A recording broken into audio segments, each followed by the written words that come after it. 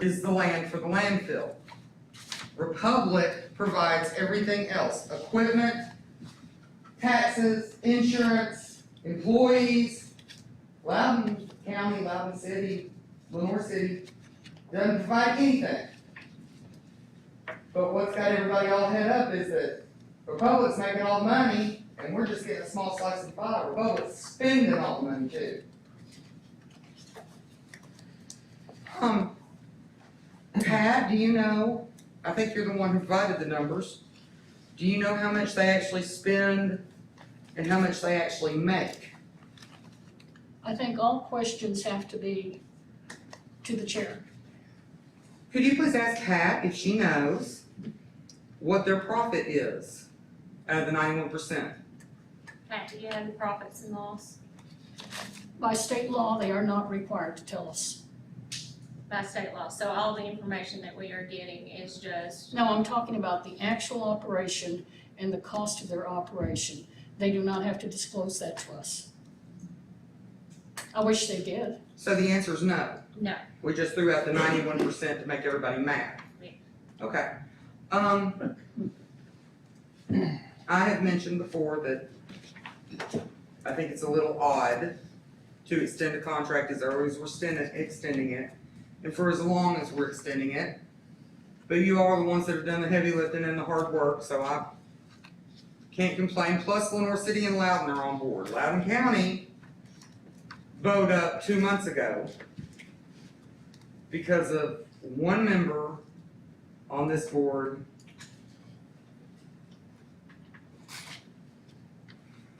being less than above board.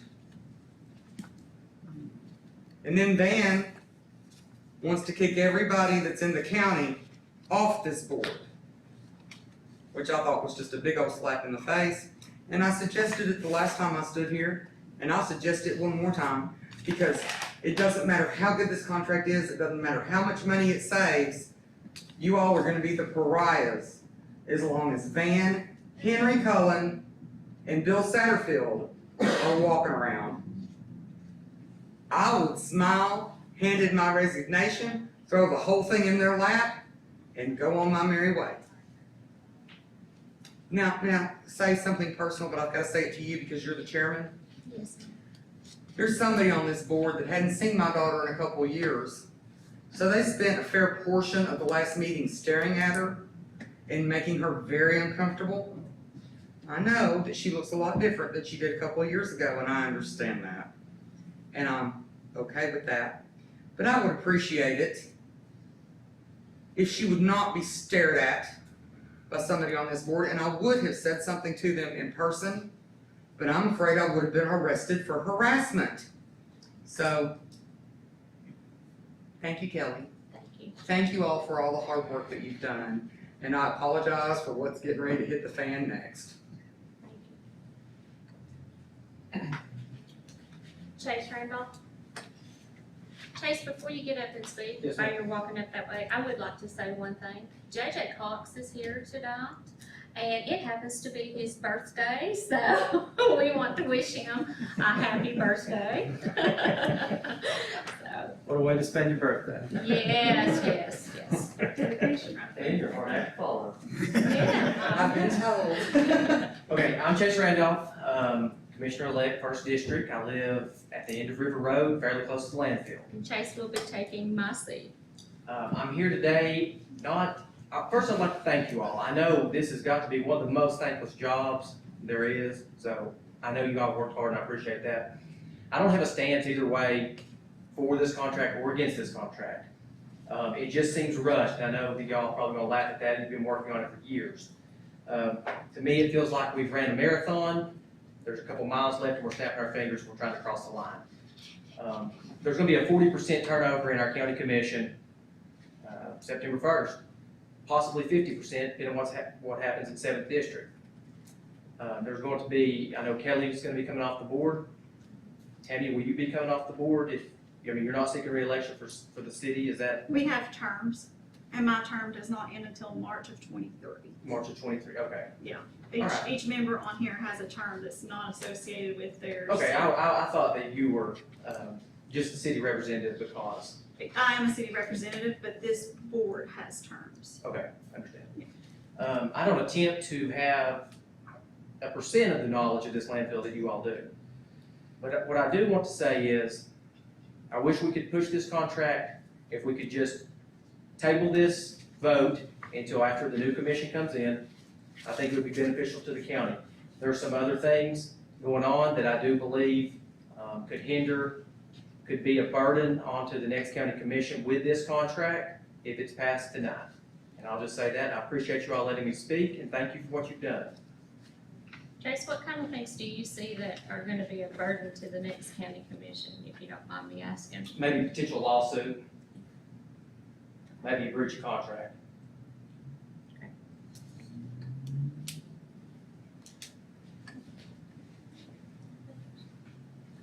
Pandora?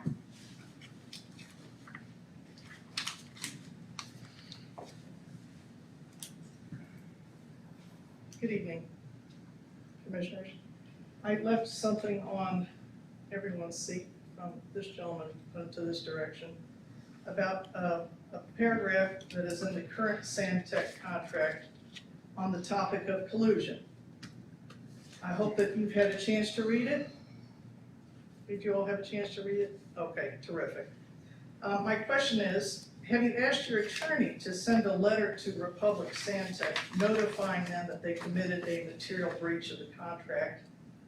The breach happened during the current multi-million-dollar landfill contract extension negotiations when they issued a $500 check to the Loudon Solid Waste Commission Chairwoman Kelly Littleton Brewster. She wasn't running for re-election. She has stated she did not receive it. However, that does not mean Republic Sandtech is innocent of a material breach of contract. And here's an interesting question your attorney should ask them in his letter, should he write it. Why didn't Republic Sandtech issue a $500 check to Pat Hunter too? After all, she is also a member of the Solid Waste Commission, and she was actually running for re-election. As you may recall, Ms. Hunter publicly has stated she does not support the contract amendment with Republic Sandtech as it is currently written. All collusion, or attempts at collusion, need to be investigated fully, and no vote should be taken by your commission or any other commission until that has been completely investigated and a punishment, if necessary, is rendered. You simply cannot turn a blind eye to material breaches in contracts. Otherwise, why have contracts at all? You can actually terminate a contract for a material breach. That's how it goes to the heart of the whole business you have with this vendor. Next, an item that I don't know if all of you have seen, but it was on the front page of the News Herald June 15th this year. Unfortunately, it was a story about Commissioner Littleton Brewster's spouse, who had been arrested and charged in General Sessions Court with stalking and harassment. The article was very complete as to what the allegations were. Why it has merit here is, of course, his wife is the chairman of the Loudon County Solid Waste Disposal Commission, and the victim is Ms. Hunter. I don't mean to talk about this publicly, but it does raise some very unusual circumstances in this negotiation, as Mr. Brewster is not a member of your esteemed commission. Ms. Hunter, as you know, has publicly stated her concerns about large flaws within the contract extension itself and Republic Sandtech, and how she does not want to vote in favor of approving it in its current condition. Like many of you, I know the stress of large, multi-million-dollar, complex negotiations. I was a very stressed out senior lease negotiator for a Fortune 500 company. It's absolutely a wonder that I am not as bald as Buddha. Our spouses in my firm never attempted to insert themselves in our negotiations. I do have a contract clarification question to ask the attorney. When exactly does our increase to the 5.5% host fee commence in the proposed contract extension? Does that commencement start the day it's signed? It's effective immediately. Effective immediately, okay. I have another item in the contract that I believe needs clarity before any consideration of making it final would be. And that's with regard to the closure of the last cell in the landfill. It's known as CA5. If the 2038 commission determines, the commission, people in your jobs in 2038, determine that we want cell CA5 to remain open after the contract ends, then to protect us in that decision, this contract must state Republic Santec agrees to pay a prorated closure amount to us, and that should be prorated based upon the percentage of those last 10.5 acres that they have filled with waste. They fill 50% of it, they should pay for the prorated closing costs of 50% of that acreage. That will save us taxpayers millions. We absolutely don't want to leave this item open to be negotiated at the end of the contract, which is how it's currently written. That's how you end up with large legal fees and a broken relationship. I want to emphasize what Mr. Randolph had just said. You do not have pressure on you to rush to vote to approve or disapprove this contract tonight. It's not as if your child has been kidnapped and you have 2 hours to pay a ransom. Your back is not up against the wall, quite the opposite. You have 5 years to get this contract right for us. Please make the change I have asked for. Please wait for the pollution notification information to be followed through upon. And while you have time to take a deep breath, I would ask you analyze several other options. Do you want to sell this landfill for millions of dollars in profits and perhaps reduce your liability tremendously at the same time? Or do you want to put the contract out to bid, which actually to many people I've spoken to believe that should be the proper process to follow on such a large contract that extends to such a large time in the future? Believe me, Republic Santec will not walk away from you. They will come back to negotiate with you. They're professionals. They do this for a living.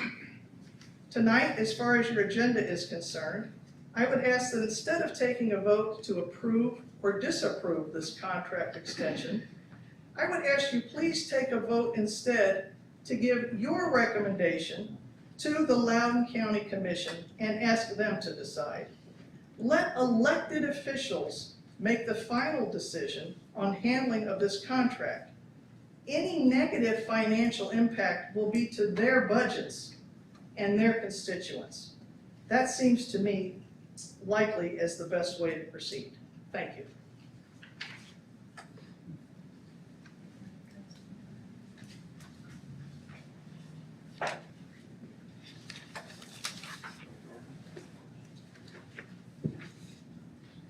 Can I please address something that she brought up? Give me 3 minutes. Go ahead. Is that okay? That's All right. So, forget the contract. Let's talk about the personal attack on Kelly and her husband. The reason that Tim admittedly tried to get a hold of Pat is because Pat showed up at a county commission meeting accusing Kelly of taking bribes. Now, my husband's generally didn't take up for me because I would have annihilated her on the spot if it had been me, but Tim takes up for his wife. The other stuff, if you're just gonna give half the story, let me give you the other half. Jimmy Davis, Jim Geiger weren't gonna press charges, but Pat whined to our DA, who went on ahead and pressed charges. And then everybody stepped back and put it in a different county. As soon as it's adjudicated, jump on up there and say something. Until then, you sit there and run your jaw. Kelly, I believe that she is acting in Pat's stead, and I'd sue the ass out of her for slander. And I'm just gonna jump in here, and, you know, we don't need to go any further on things that are outside the scope of the landfill. I will say with regard to one specific point and question that was raised, as to why there's not been a letter sent to Republic in that regard. We fully investigated that matter, both myself independently as well as the commission. No check was ever sent from Republic. No check was ever received by Commissioner Brewster. Commissioner Brewster was never aware of any attempt to even send a check in that regard. So based upon the foregoing, this commission determined that no action was warranted because no money was exchanged and no offer of money was ever made. Thank you. Pat Hunter, it says your name is on here for public comments. Pat, I signed your name on the list. I think I know it's standard procedure when I speak at county commission meetings, but I'm not speaking during public comment. Okay, Sorry. right. Richard Eichlin's next. Just a point of order. I have noticed since I've lived here that bodies supposedly follow Robert's Rules of Order. And which you would be out of order too. And Ms. Greer would be out I of gave her order. permission to speak too. Why? And I will put you on after Richard Eichland, and you didn't sign up. No. So, Would you like to sign up, ma'am? would you like to sign up? No. Okay. I would we're- like everyone treated fairly.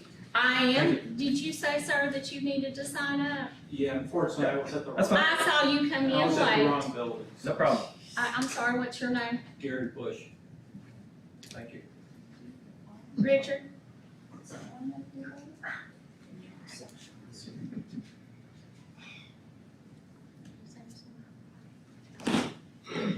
Richard Atkins, Telco Village.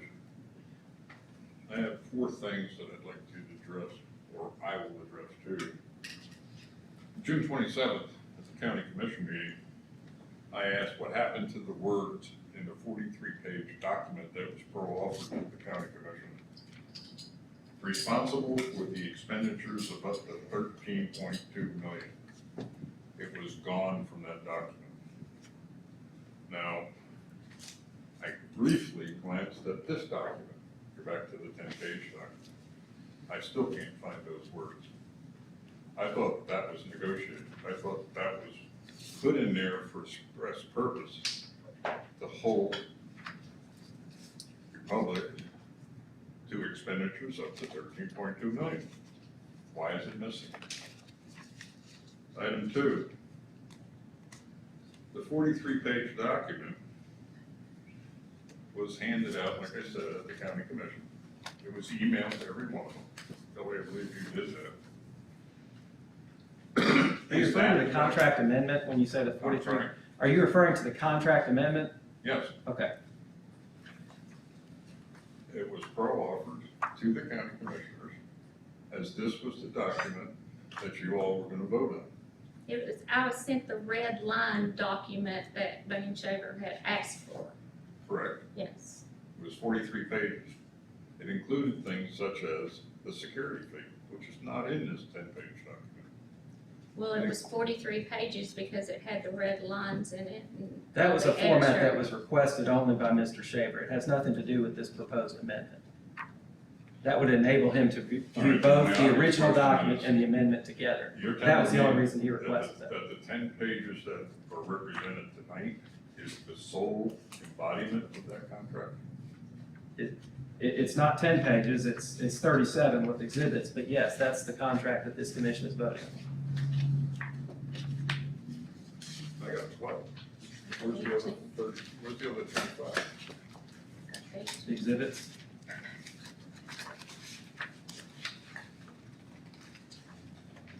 Unless I'm missing something. No, we can count them out in the packet if you like. I'm not sure that the number of pages is really Well, I'm not the counting. point, but I'm not this is the counting. agreement that is being proffered and voted on tonight, right here in the packet, in everyone's packet.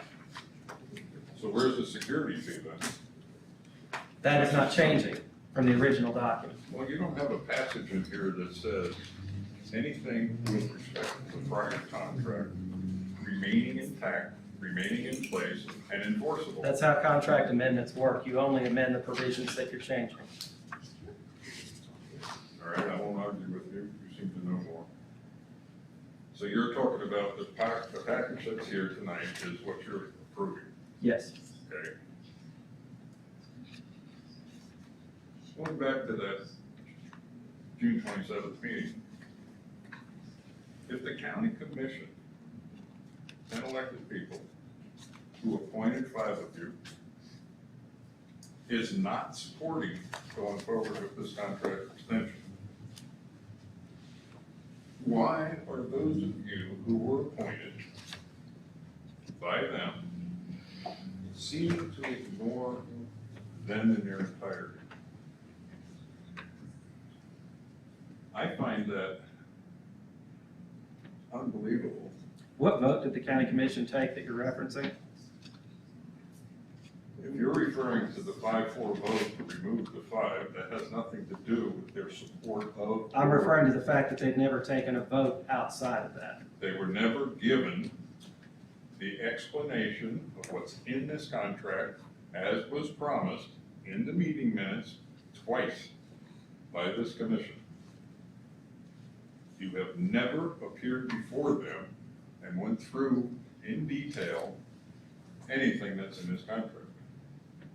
We appear to have answered every question that was asked, We did sir. appear before We did them and On answered, multiple occasions. and answered those questions. I'm sorry? We did appear before them and we had the contract and we did go over the points and I gave them a summary and I gave them. Yes, what questions they I went had. over the summary. We stayed for hours and addressed questions that they had. Irrespective, 5 of them voted to remove it. If there was the 6th person there, I think they would have had the 6th. And I believe that we know, That's assuming and that 6th person was not there. unfortunately, that's true. So there was a 9-person board. 5 5 for, voted yes, 4 voted no. It did not pass, I agree with you. That doesn't change the inflection on what they thought. it doesn't change the reflection of what Loudon City voted That's fine. and what, 5 to 2. Lenore City said, 5 which to is 2. also 2 out of the 3 stakeholders. So we have to encompass all stakeholders, All Richard. right, I understand what you're saying, but let me try something with you.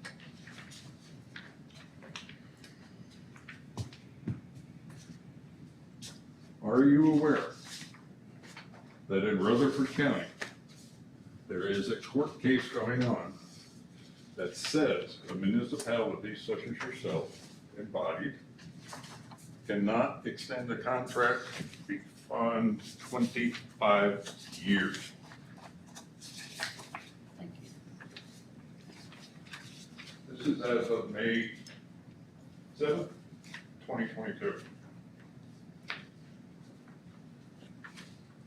By approving that contract this month, in the 15th year of the 20-year, extending it to 2038, which is another 16 years, plus the 2 years left beyond that, you're at 31 to 33 years. There is a state law that prohibits you from doing that. I would suggest that you hold off on approving this contract until your council has had time to research this and advise you whether or not you will be subject to whatever that law says. Now, I know that he advised you previously that we could extend the contract because of the Rock 10 case, where there was no money exchanged or put out by the entity at the recycle center. In our case, we put out money, $1.2 million to buy the extra land to give the soil away. And that soil has value, anywhere from $14 to $20 million, depending on the price you give it yard. So, my suggestion is hold off until you've got a bona fide legal opinion as to whether or not you're all gonna be stuck with the same thing. That you cannot, will not, shall not, and should not extend any contract as this body beyond 25 years. Thank you. This is not based on any new law or case law. This is based on an interpretation of the 1995 statute, which has already been considered. There are 2 TCAs and you know it, Kevin. I just said it's based on the 1995 statute, which is a Correct. TCA, sir. I'm well aware of it.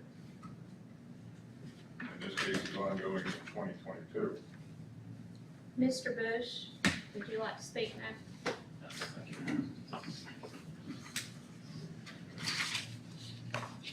Thank you. I'm Gary Bush. I happen to be new to the area, so probably not gonna dive into specifics as deep as some people may dive in and stuff like that. And my background, over the last 10 years, I've been living in Franklin, Tennessee, moved out here in October. And have recently gotten involved, but my background is basically managing large supply chain, global supply chains and contract negotiations and Head northeast towards Sweetwater Creek Boulevard. Some of the most difficult contracts I've dealt with throughout my career. Turn right onto Tennessee 72 East. It does hurt, I'm sorry.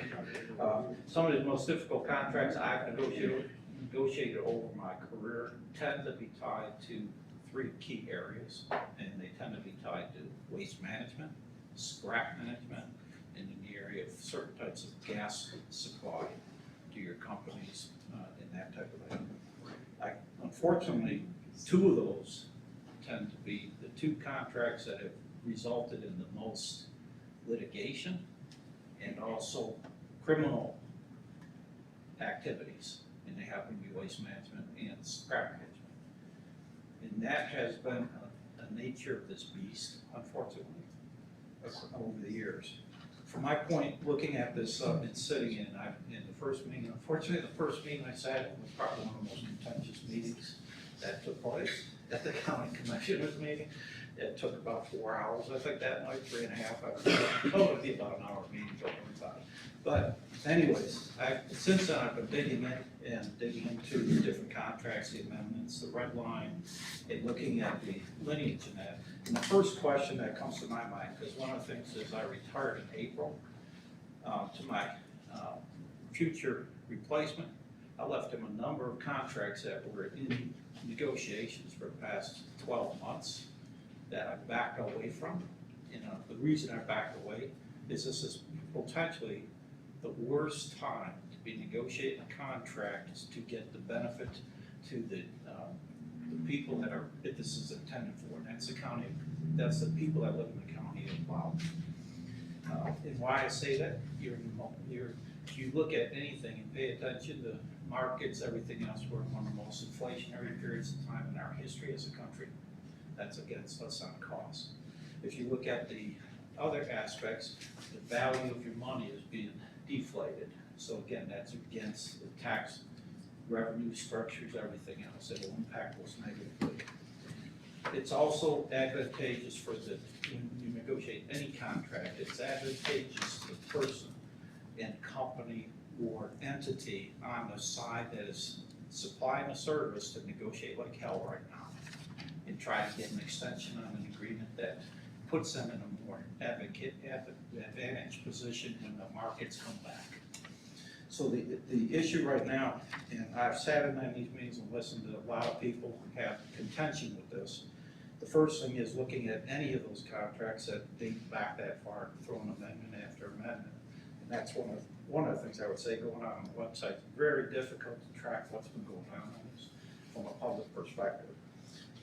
The red line, the second amendment that's out there, I've tied those together. So questions I had on the red line are finished on some of those documents, so they are corrected, entity names, things like that. So a lot of things started coming together as I started looking at this, but it's definitely not designed for a normal business negotiation person or something like that. It's really, it's not favorable for the public to even be able to look at these documents and understand what's trying to be done. And I know they're difficult. So the thing is, the timing, again, at this point in time, I think it's one of the worst times. Why push this through for an additional time frame? I agree, maybe a portion of an amendment. If I was in an amendment right now, I'd be looking at the fact, is there things that we can do to take this through to the end of 2027 that's acceptable by both parties? With the understanding that in 3 years, it's gonna be going back out for a formalized large bid that brings other players in, because there's new players coming into the scrap management and waste management area by the droves in the future. There's gonna be new opportunities to turn things into revenue streams that don't exist today. And if you don't have those tied into this agreement, shame on us. So those are things that I see right off the bat. It's not favorable just to take this agreement and throw it down the line. It's more favorable to start from a new agreement and look and get the best opportunities and talk to people about in the agreement, if they're gonna keep it for 20 more years or 10 years, what can you do for us? As things are coming in there and you're managing that waste, how do you segregate the waste? It turns into revenue streams. There's things that are going into that landfill right today. The goal in every company is to go with zero material in a landfill. So as a community, it's how do you partner with the community to do the same thing few companies are doing. Those have historically have been large contributors to landfills. They're trying to do everything they can to stay the hell out of a landfill. So that's a disadvantage again to Loudon County taxpayers, because then the cost burden starts falling more and more on the individual homeowners. So from looking at it that way, so again, I would recommend, make a strong recommendation. The fact is, put this thing, if you're amending it, fix some of the flaws that are in it. Do a short-term amendment, do it to the extension that all you're doing is amending the existing agreement to make these changes, and start, and then put it out the formal bid the proper way, and go across the board with the understanding that a new agreement will be made, those types of things, and extended at whatever term at the end needs to be extended. It's another 10-year, 15-year, whatever it makes the most sense to the commission at that point in time. But again, I would start negotiations. I wouldn't even start talking again. And I told my guy coming behind me, don't even go back on these. You've got 3 years left, or you've got 2 years left. Go back in 12 months and start talking again, because you're in a bad position right now. And only talking to one person, you're not gonna get everything you want. And I understand everybody worked on this hard. If I could give one piece of advice, I used to get my butt kicked on negotiations. When you're dealing in hundreds of millions of dollars and stuff like that. I would come in, negotiate 4 or 5 times, ready for approval, I'm coming for approval, and then my board would sit there and say, we're not approving this. Go back and do this, and try harder. And I would get the most cost benefit being pushed back at those times. That's when I would get more out of the negotiations. So again, it makes sense to the person, it makes sense to both parties, and it also lets the party on the other side know that you're serious about getting the best deal. So I'm not gonna go into any of the details. I've been going through all this. A lot of people have hit some of those things. The existing agreement being that old, tied together, there's a lot of flaws in it that can be fixed. So thanks for the time. Thank you.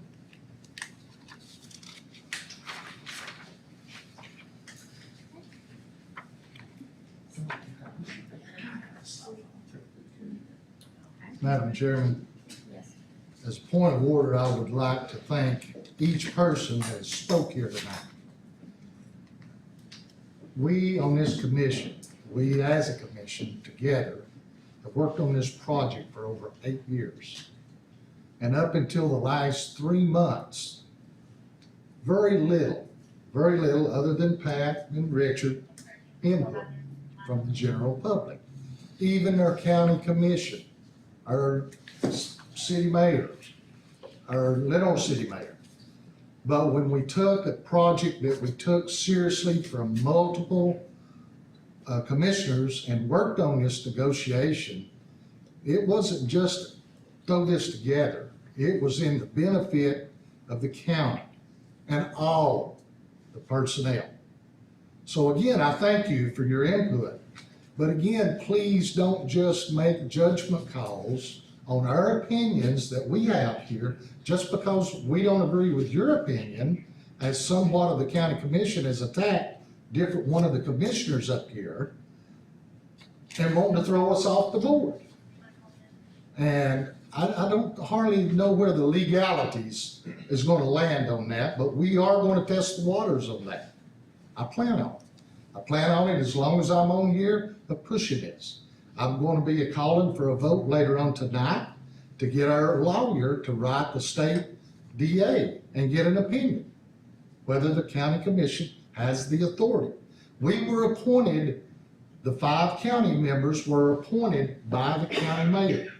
The city was appointed by the city mayor. We have terms that we, Kevin, would you pass that, or that paper that's got our terms on it, please? Would you read the the solid waste commissioners' term date? I think there's some confusion about when our commission is up, and I'd like to make that public right now. Yes, you will find it. Got it.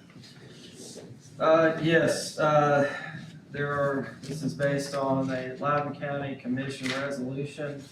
There are 3 panels of commissioners. There's panel A, B, and C, and the reason there are 3 panels, there's twofold. One is to have staggered commissioner terms, so all the commissioners roll off at different times, and also because commissioners are appointed by different stakeholders. That is Loudon County. The Loudon County mayor appoints 5 of the members of this commission. Loudon City Mayor appoints 1 member, and Lenoir City Mayor appoints 1 member. All the members here still have existing terms, and I'll start with just going down the panel A. Is our Chairman Brewster with a term expiring in March of 2023. The other member of panel A is Mr. Stewart, who is a Lenoir City representative with a term expiring in March of 2023. And the third member of panel A is Ms. Bivens, who is the Loudon City representative with a term expiring in March 2023. Panel B consists of 2 appointees from Loudon County, Terry Small with a term expiring in May of 2027, and Pat Hunter with a term expiring in May of 2027. Finally, panel C are also 2 appointees from Loudon County Mayor. Panel C includes Mr. Jameson with a term expiring in March of 2025, and Mr. Field with a term also expiring in March of 2025. Thank you. So there you see how much time we got left on the board unless change is made. Personally, I've given it my all trying to do this, to keep this commission out of any legalities that could come from this kind of negotiation. We could set on it, yes, we could do that. Is it good financially for the Loudon County folk? I don't think so. It means we're gonna be deeper in debt in 2027. And Kevin, I think that TDEC estimate was 13.6 million? Yes.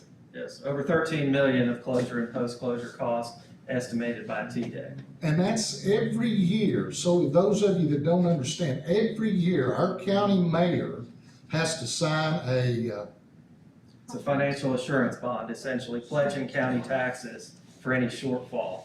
so if something happened right now based on the shortfall, we're on that hook. There's no way out. Syntec Republic could wave bye-bye and we're done. I mean, we got to get the money together. We got to do that. So there is so much more information. Richard is very knowledgeable in this. He's made some good points. The point that I want to make toward Richard is this whole contract was not up for negotiation. There was points that agreed by both parties that we worked on. And those points were summarized in the report that we took to county commission and tried to explain to. So that's my 2 cents. I hope that you're understanding and you hear what's being said. Take it to heart. If you don't have all the information, any one of these commissioners would be glad to help, including myself. Thank you. All right, we'll move on to the agenda items. Approval of the June 14th of 2022 minutes. I'll give a chance for all those to look over the June 14th, 2022 minutes.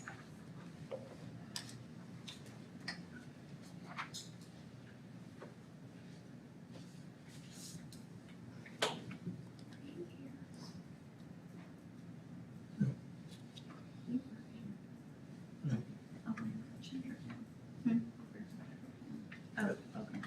Sorry. I was just making sure.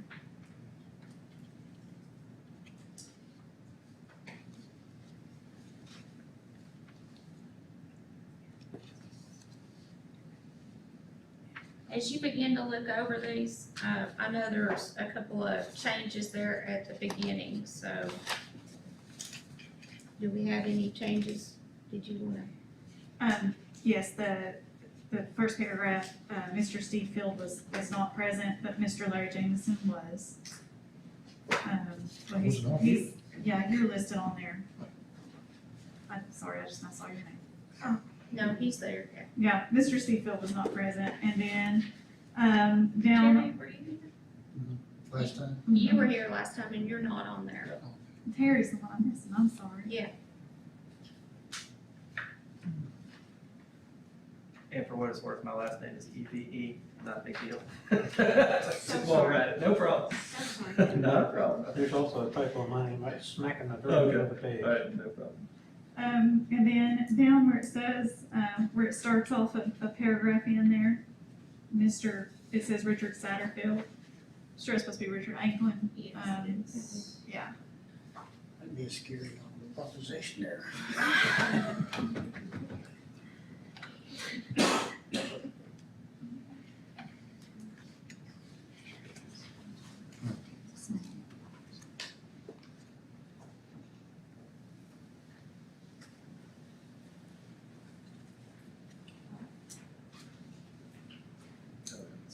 I got your name marked, I see where that's also misspelled.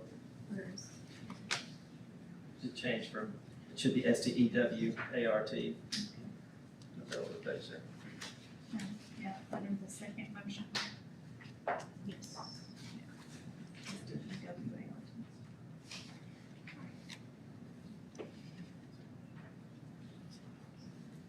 Was Mark up there in the present? And he's not on the No. attendees either. Oh,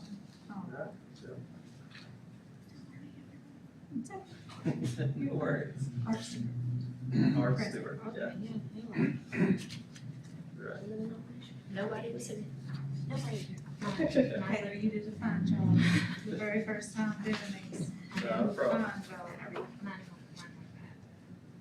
Do you see other corrections? You'll get to know us all very well.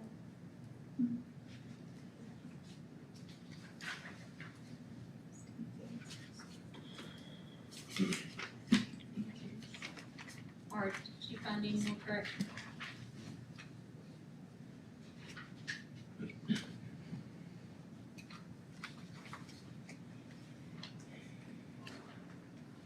All right, do we have a motion to approve minutes with corrections? I make a motion. Okay, we have a motion to approve the minutes with said corrections. Do we have a second? I'll second. Okay, we have a second. Will you say who seconds for, while she's learning the names? That would be great, sorry. Terry. Jared, thank you. I'm Very sorry. small. No, you're there. Very small. Okay.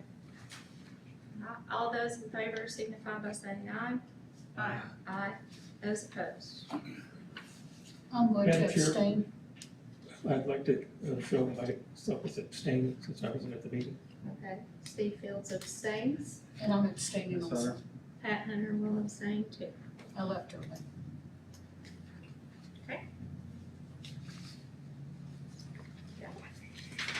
All right. We'll move on to item 5, approval of the July 12th, 2022 agenda. Do we have a motion to approve the said agenda? Make the motion. We have Steve Fields with a motion. Do we have a second? I'll second. Tammy Bivens with a second. Any discussion?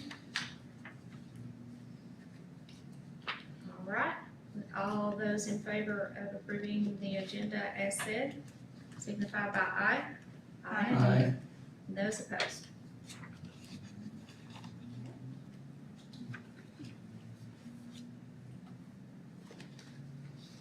All right, number 6 is disapproval of operating contract amendment.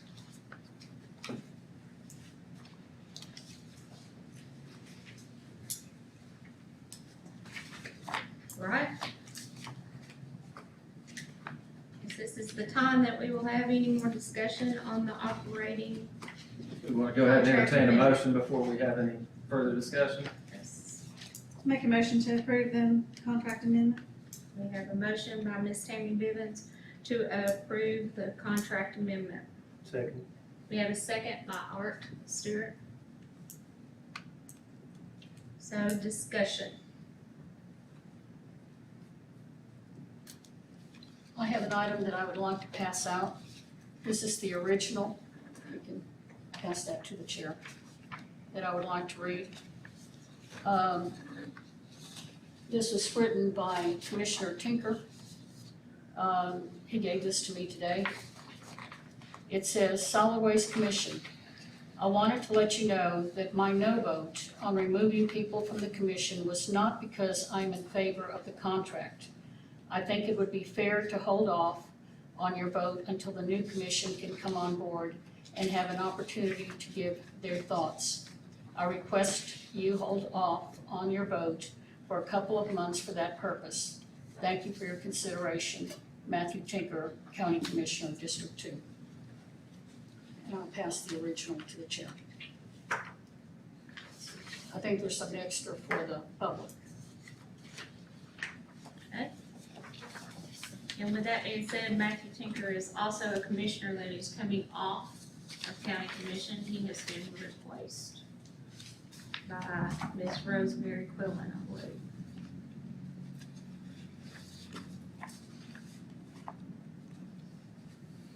This goes in the new race. I would like to make a point as to the commission appoints boards such as this to keep heat off of their seats. They're elected officials. And this is an election year. Say that again.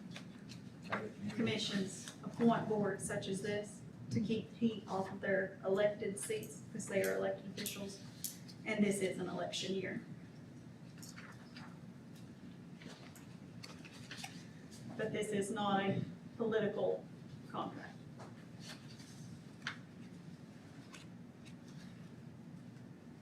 I would like to say that along with this contract, we do understand, and like Mr. Jamison stated, this has been an 8-year contract. We have had very little participation from the public on this contract. I will say, as a county commissioner, I have tried for the past 8 years to make sure that as we did this extension, Steve Fields will agree to this too, that we have tried very hard to make sure every point county commission has wanted is in this contract. They wanted the county not to be responsible for the bond, and the mayor did not have to sign the bond to put up taxpayer money if something happened and we were left with post-closure. We got that done. We were asked at another meeting to make sure that the county stakeholders got the lowest tipping fees. We were asked by that from Lenore City and from Loudon County. We worked on that. The 3 stakeholders have the lowest tipping fees even within Republic's own company. There cannot be anybody any lower. We have dealt with that recently with the contract that we have now. We have dealt with the fact that we have Roane County coming in here and bringing trash in cheaper than what we're having to pay as the three stakeholders. If the contract continued, that would continue. We have done that. The county has asked for the height, and so has the city, for the height to remain lower or to be lowered, and we have gotten that in the contract. So I feel like in 8 years, Don't forget your 75 miles. oh yes, 75 miles, I'm sorry. We were asked by county also to make sure that the 150-mile radius was reduced. Got that reduced. We negotiated and asked for that. And we got it to 75 miles. And it also says in there, cannot go outside the state of Tennessee. So we tried to hit every point that county has asked to do. I do not think that we missed a point that county has asked to do.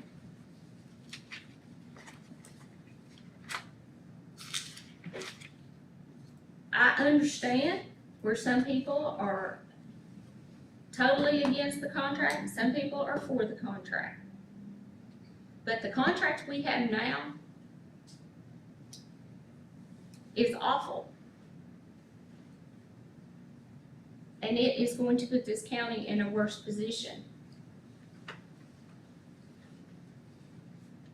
I guess I've said all I need to say about it. I mean, those are my thoughts about it.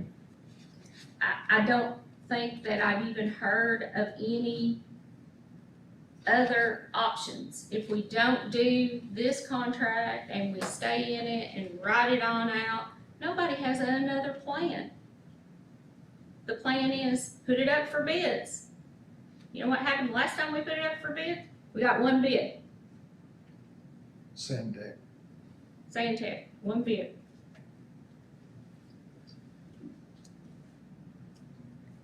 This Kelly, if you, also, the other ideal was to sell it. Great amount of money With a $13 million deficit. with a $13 million debt, and somebody would buy it.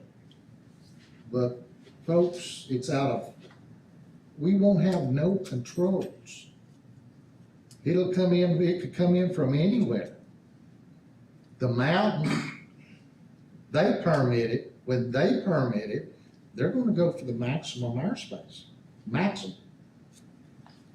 So, along with all the items that Kelly has mentioned, Steve, you've got some others that we ain't touched on, I'm sure, that you've worked on, personally, you and Kevin together during these negotiations. I think it's good information that you need to know. Yeah, I'll say a few words in terms of the process that we've gone through with the negotiations and, you know, in all my discussions with the county commission over the years, you know, the way I phrased how we were doing these negotiations was to address the shortcomings in the current contract. So one of the issues that we have is the closure.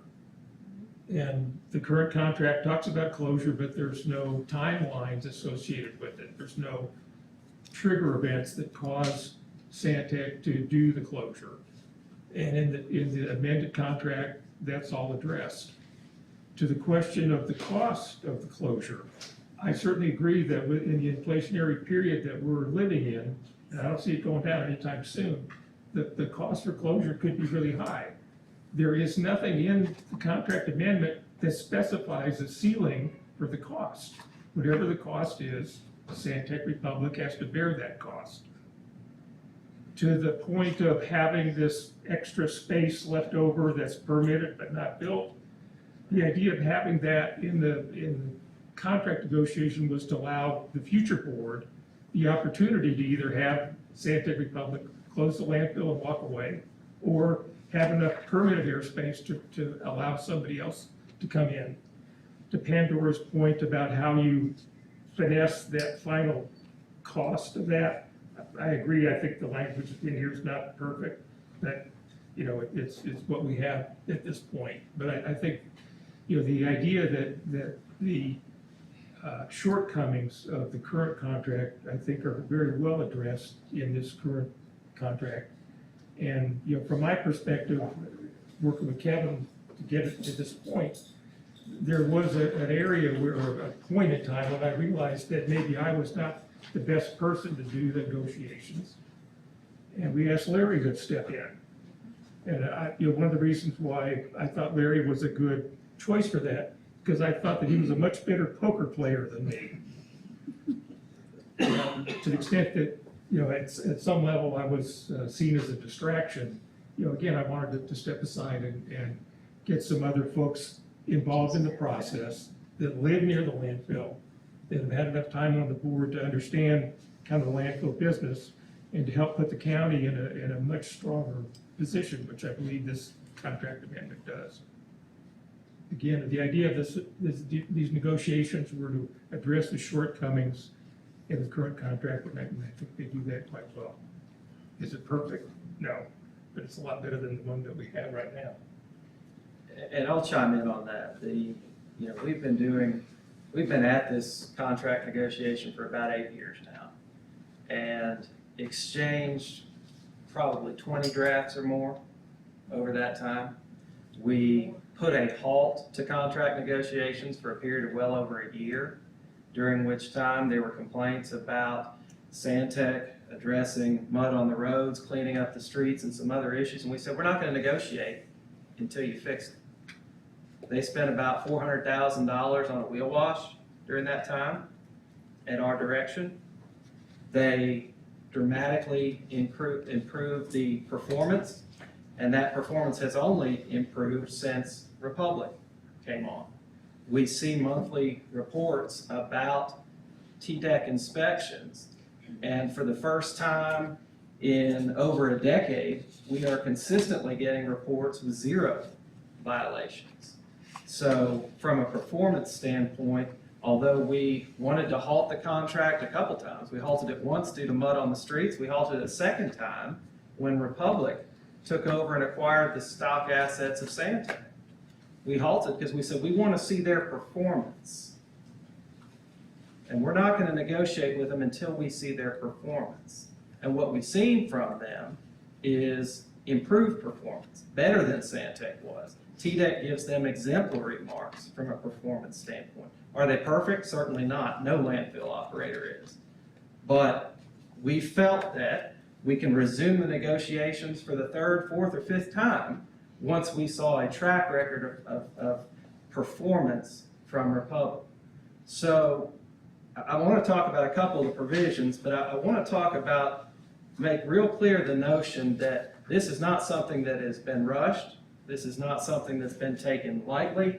This is something that has been negotiated over 8 years through countless iterations, through countless drafts. Countless times this commission pushed back and said, no, we're not even going to look at it until they change some provisions, until they make it better, until they pay us more, until they fix the roads. So the notion that this commission hasn't fought hard for every element of this contract, I'm going to stand and tell you that's not correct. Now, with respect to the provisions themselves, the charge from the county commission and the county mayor and the city mayors has always been, we don't want a shortfall. When you see our annual audited statements, each and every year, we have an accountant come in and do an audited statement. It shows a multi-million-dollar shortfall each and every year that's getting worse under the current contract. And the charge from the city mayors and the county mayor, and particularly the county mayor who signs the financial assurance bond, is we don't want to see a shortfall, and we don't want the stakeholders to have any liability. That was and always has been the primary motivation for modifying this contract. Because the fear is, if this contract is not modified, there will be a multi-million-dollar shortfall in 2027. And who's responsible for that? The 3 stakeholders and their taxpayers. Under any scenario, that shortfall could be 3, 4, 5 million, or it could be 13 million. But what we do know is there's a shortfall and it's getting worse every year. And we know that because we have annual audited financial statements. So what this contract does, it guarantees that the stakeholders have no liability for closure. Zero. No shortfall, no potential shortfall. There is no liability for closure.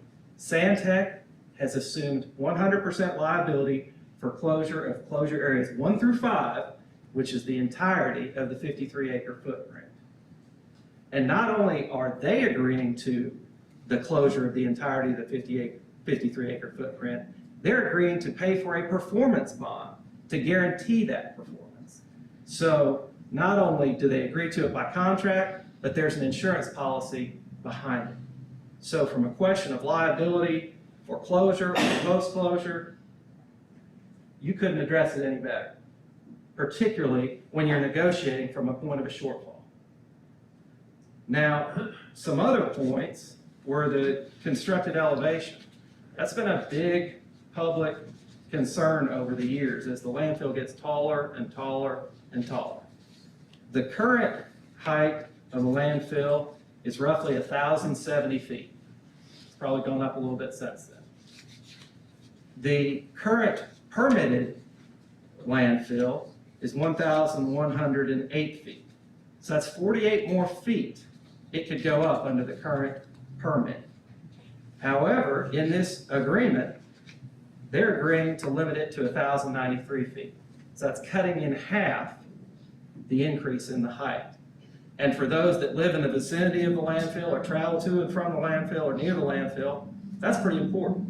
And that's something that's accomplished here.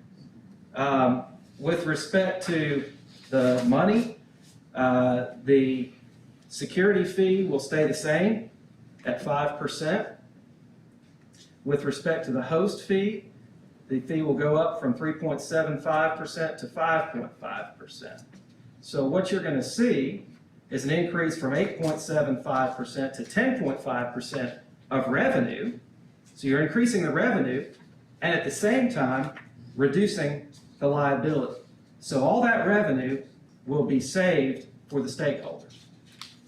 We won't have to spend anything other than post-closure care following the closure of this landfill. So, you know, I think we've covered a lot of this. It's something that's taken a long time, and a lot of people on this commission and some commissioners that predated those on this commission have worked very hard on this, have taken it very seriously. Is it perfect? Is it the best contract? No, but you got to remember where you're starting from. Is it an improvement on that contract? Absolutely.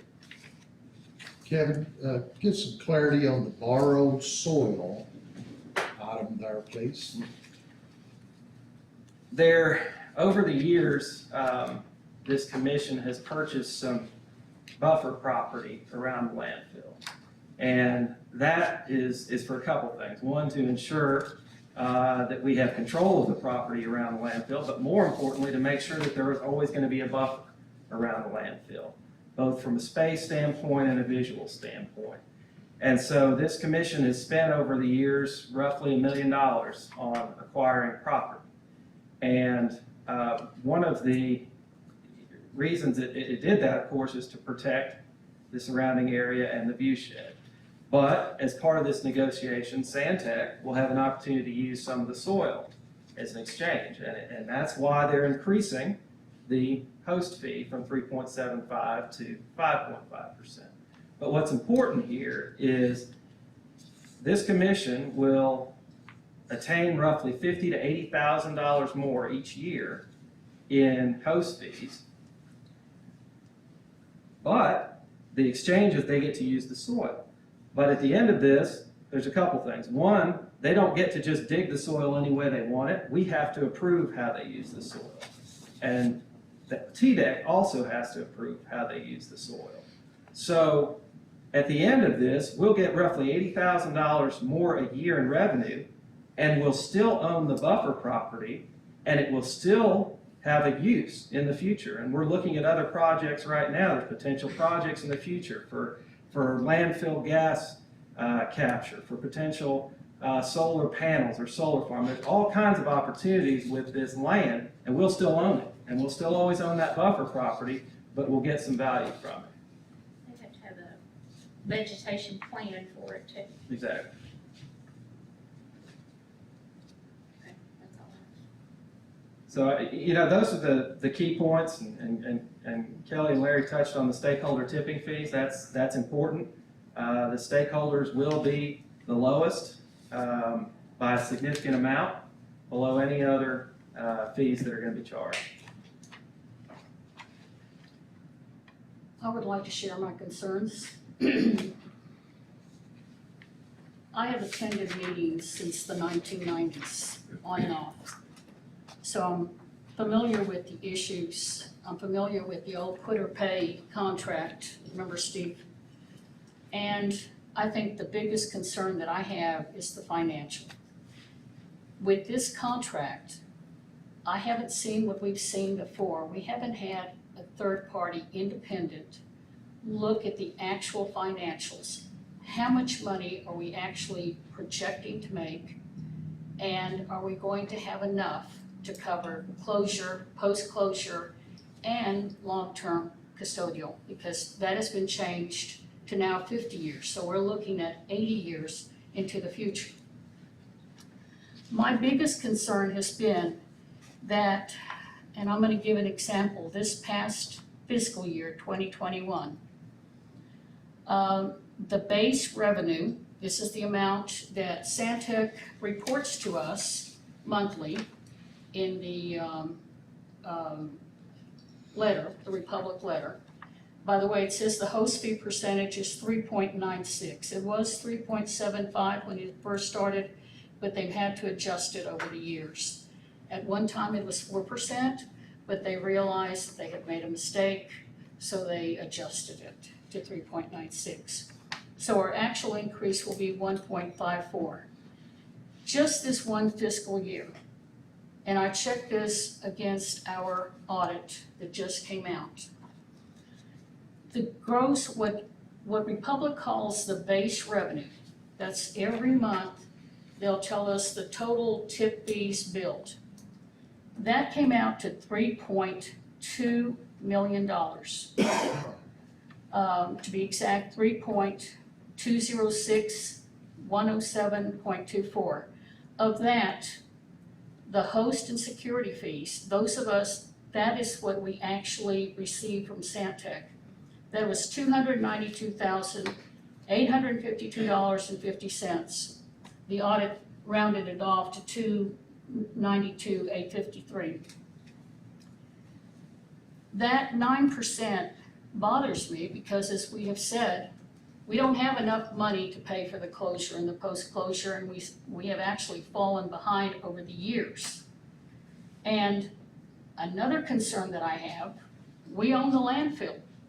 But if you look at the tonnage report and add the tonnage report for each month, like I have, and if you add the three stakeholders, their total, look at the tonnage, the period, and the amount, we have paid roughly $398,876.80. That is a deficit of $106,023, and we own the landfill. So I think that, we should be working, striving to get a bigger cut of this amount, of this revenue. Maybe it's 80-20, maybe it's 70-30, but I think that we have an obligation to the taxpayers, to the stakeholders, to look at the financials carefully and to have something that is more equitable. That is all I'm saying. We need something that is equitable. I'm not saying Republic shouldn't make a profit. I think they should, but it should not be at our expense. And that has been my biggest concern, is the money. I Of don't course, think like that, you said, there is not, operating expense is not included in that. So they do take the burden of the operating expense, which we do not have. So, and but then, we're All in the the taxes, all the deficit. regulatory fees, they pay it all.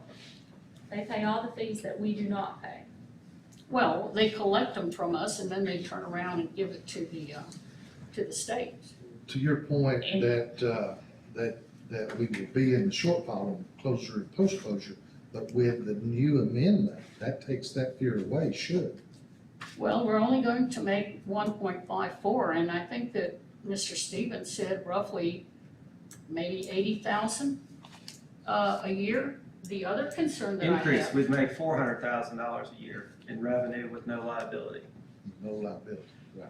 the other concern that I have is, you know, in order to have the lowest tipping fee, we're gonna go from $21.15 to $23.58. That's an increase of $2.43. So our disposal fees will go up by that amount.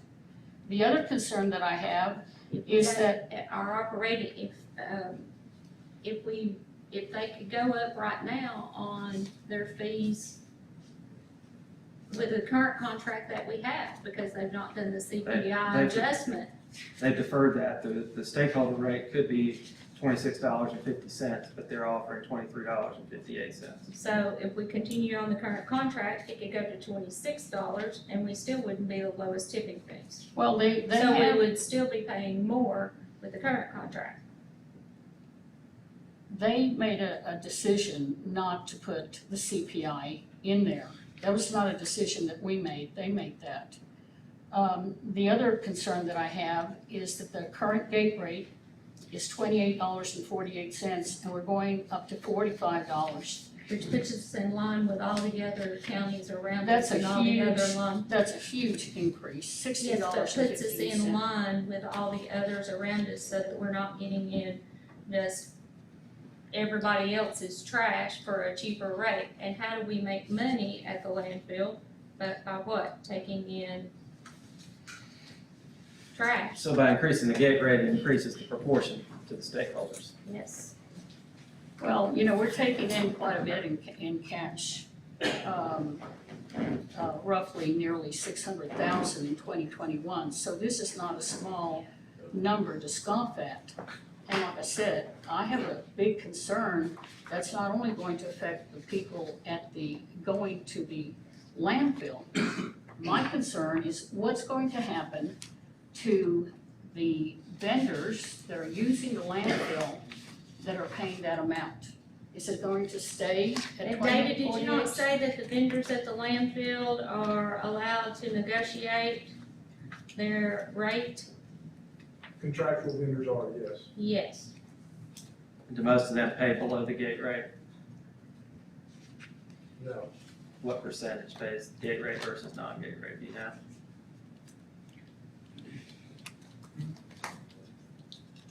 $64. Might add one other thing. Out of county waste that's coming into our landfill is floats between 17 to about 18.5%. Pretty much on that out. Very close. It floats, different times, different weather, different events, but that's what's coming in out. Now, what we did have coming out of the county coming in was people were bringing it in cheaper than our stakeholder rates. With this new amendment, that puts a stop to that. It ties Republic, Santec, it ties their hands a little bit. They actually have contracts outside the landfill that they will probably wind up eating a little dirt of, because they've negotiated a rate and they're with the contract outside of ours. So yes, by going up on this rate, they're gonna feel the pinch. They're gonna feel the pinch. I looked at the April summary of customers, and out of all the customers, there were at least 16 customers that pay the gate rate of $28.48. 2 that pay $28.65 and $28.85 respectively, and $28.88. The others were in the 30s, but we have a lot of customers, like I said, that are paying the gate rate.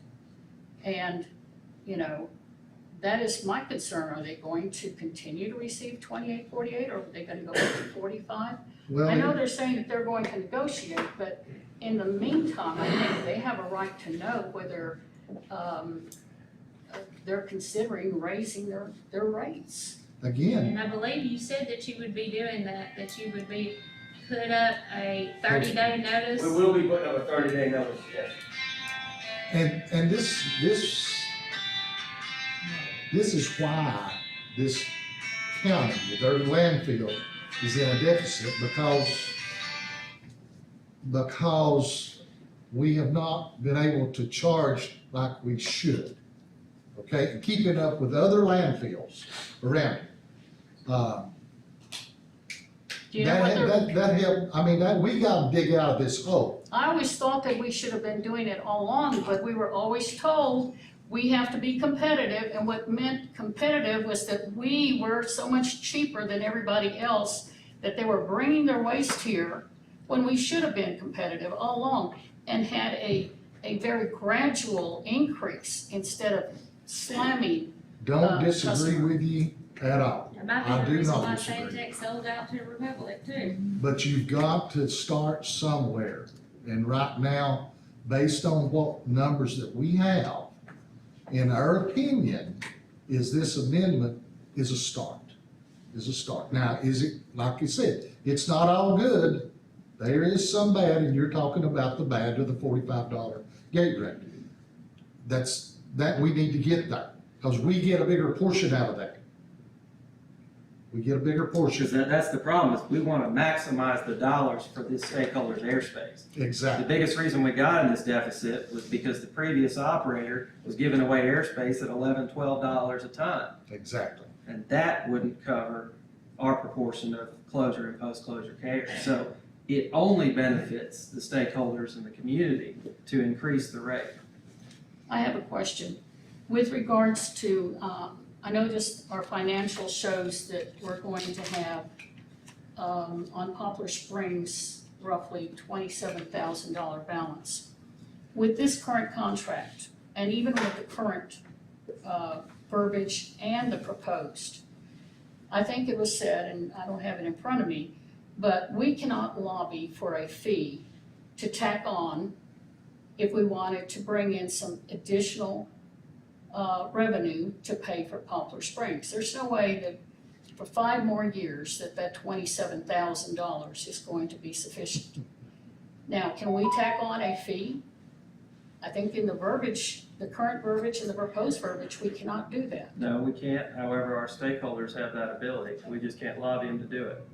Exactly. Now, if we can't do it, why can Republic, Sandtech, whatever they call themselves, why can they come and say, okay, we would like a fee for tarps. We would like a fee for box springs and mattresses. Why can't we be on the same footing and say if we need a fee for Poplar Springs, then we can tack it on there? I'm looking for equity. That's all I'm asking for. Previous commissions made the deal with the devil. I Basically. know that, So, but we're left holding the bag. exactly, you are exactly right. And it's time for this commission, this community, this county to get out of the slump of the landfill. And the only way to do that is allowing, because we give it up contractually, them to set the fees. We've got to let them set the fees, get us out of that. They've been tasked to talk to us about that during negotiations, and we did so. So we can't tell them, we cannot go out here and solicit the county commission to put an excise tax on them. We would be in violation of our contract. Ultimately, a lawsuit. There goes the money defending our actions. So we have to be very, very careful the way that we have construed this amendment.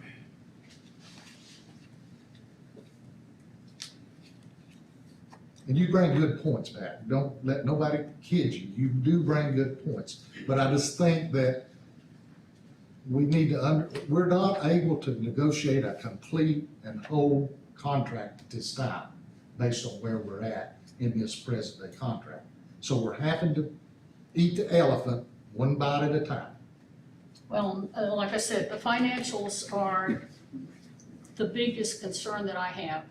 Is that it's obvious that we have been going into the hole year after year after year. And now we do have to make, we have to change how we do business. Yes. So what would be your solution? Well, I have a big problem also, Mr. Attorney, with enforcing our contract. I think 2 months ago, I brought it to your attention or to the county commission's attention. It was That county commission. county You commission. didn't It bring was it to not us. here, Yeah. it was county commission. It's usually best to handle the business here within Well, the I commission. didn't see it until after I went home and I looked at the, The county summary commission didn't do anything report. about it. and, well, but Mr. Stevens was gonna be there. He could address it. Not at the county commission meeting, that's not my role. But you were there to discuss the contract, right?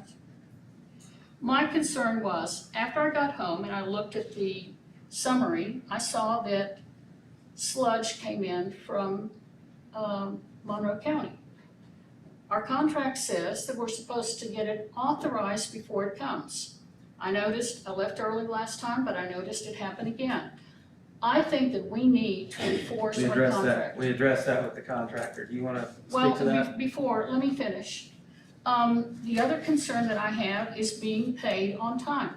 Now, we do have a provision that says We we addressed will, that in this amendment. But- There's a penalty. but we aren't being paid on time, and we should be concerned when we're I not. handled that situation. That situation was resolved. We went over that situation. This is misinformation that keeps coming up. That is not misinformation. I received information from the trustee's office today. We still have not been paid for June. I keep track of that, Ms. Brewster. And so with this new amendment, they'll pay a 5% penalty each and every time they're late. But why are they late? If they're making all this money off the landfill, why are they late? David, are we late for the month of June? No, ma'am. Are we late paying you? Yes. No, ma'am. Well, the trustee said there's no check for June. She 12 says days there's in no the month check. of July.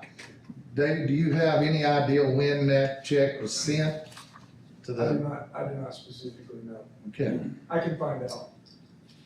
I wrote to Miss, agree there's a problem there, and But we had it straightened out. right. We don't need to continue down this path with the contractor being late on making the payments, bottom line. But They'll we have a got- penalty. They'll pay a penalty going forward with this amendment. I wrote to the chief deputy and I asked, hi Christie, did you receive a check from Republic Services for the host and security fee for the month of June 2022? Thank you, Pat Hunter. Pat, no, we have not received it yet. This is a problem, it needs to be addressed. When When did you get that? Today at 11:49. The last time this was an issue, it was going to another office altogether, correct? Yes, Did you yes, it contact was. that office as well to make sure that it wasn't I there checked and with not I also got the report from the accounts and budget, the finance office. I think this issue can be relatively resolved easily. I really do, with the contractor.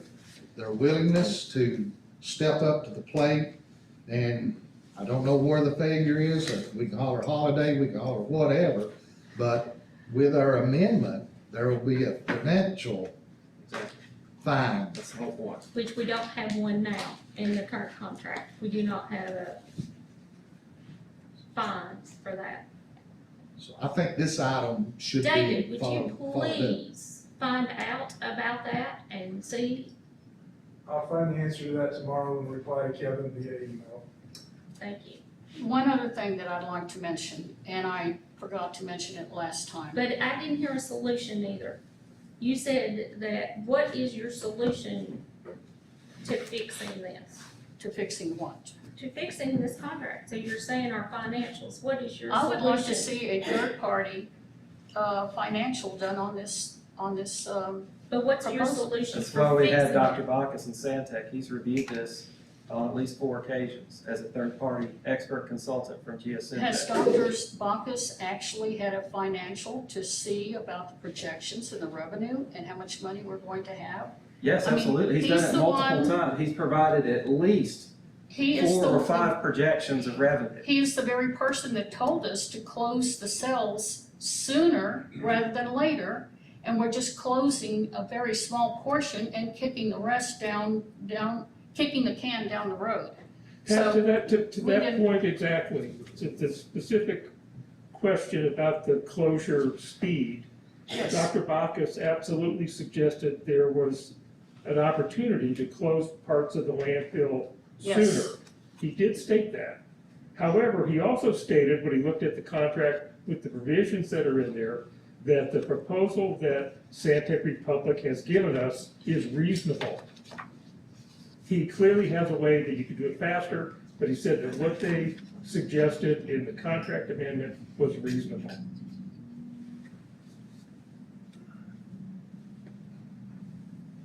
So we have relied extensively on third-party experts over the years, both from a financial perspective and an operational and closure perspective. can And we someone, have an invoice for the cost. can someone tell me, I didn't see the origin reports, in our earlier packets, do we know? I believe you'll find them in this packet. Okay, but we should have received them prior to now. The other thing that we're not, I think it was due now. So those origin reports are in there. It's quarterly. quarterly, March. The other thing that we have not received, June. January, February, March. April, May, June, this is July, April, this is May, when they would June. make a quarterly report. The other thing that we have not received, and it does say in our current contract, is that we are supposed to get copies of whatever the operator provides to TDEC, and we're not seeing that. We should have seen the AER report that was due by statute on May 1. And this is the thing, you know, it seems like we have to be looking out to ensure that this report or that report is in our packet. We had a better flow of information when Mr. Johnston is there, but now we have a big void because he's not there to do that. So those are my concerns. All right. Any other comments? Any other comments, Art? Lenore City's concerns were primarily on rates, and that's been well addressed, I think, in this current amendment extension. Lenore City also had a question about green waste, and could there be a provision in here for handling green waste? We checked on that option. That does not seem to be, in thinking about that problem more extensively, I've decided that green waste has a lot more benefits than waste. And so if we hold off on that, I think we will have opportunity for really making situations out of green waste. And I don't think it would be a good idea to untangle that process with the current amendment we're going forward with. So we've had a solution to one problem and a reasonable delay on the second one for a good reason. Terry? No, being one of the newbies here, I don't have a whole lot to say on, I mean, the clarification and explanations y'all given here has helped me quite a bit too, as far as rehashing what we've been through and everything. Get an 8-year process, I've been here, you know, a year, whatever, I guess, but It's a lot. it's a lot, yeah. But, you know, what Tammy brought up, and when Pat handed that thing from Mr. Tinker and with Chase being here, I'm as apolitical as you can get, you know, I'm just a dummy up here, but the thing about swapping over on these commissioners, do the new commissioners coming in think they have a different understanding from their constituents of what they're going to want? And that's one of the reasons we have this pushback on wanting us to wait until the new commissioners get seated or whatever. Or is this just pure politics? Is that where, I mean, I don't know, Chase, do you have a better understanding, you think, of what your people are looking for than whoever's place you're taking, which I have no idea who it is? None. With re-upping a contract that with 5 years lifespan on it currently, I just don't see I didn't see the urgency to do it 6 weeks before new officials took office. It's not political, it's not, we think we can do a better job. I think y'all did a great job. Personally, I just think the people that we represent, that elected us, may want our opinion on what's going on. Mr. Tinker said basically the same thing. He thought it was extreme to vote to take everybody off the Solid Waste Commission, the county members. But he did think that this is an opportunity for us to look at everything, dot all our i's, cross all our t's, and that we could come back in September and iron any issue that we may out and then vote. Just look at all the loose ends that we need to address. I think Santec has said they don't want to open renegotiations, but I think that we're all reasonable people. And it wouldn't hurt to talk about some of these issues to see if we can get a better handle on the finances. Steve, do you have anything to add? Nope. Ms. Bivens? As Loudon City representative, we have answered and met all of the requirements that our constituents have requested of us. View Shed was the biggest one from our neighbors over at Tennessee National, who are right at the landfill. They are my biggest concern. Our city manager lives there. He has relayed their concerns to us, and I feel that we have met those. I feel that he is happy with the negotiations that we have made. I feel like our constituents are happy with that.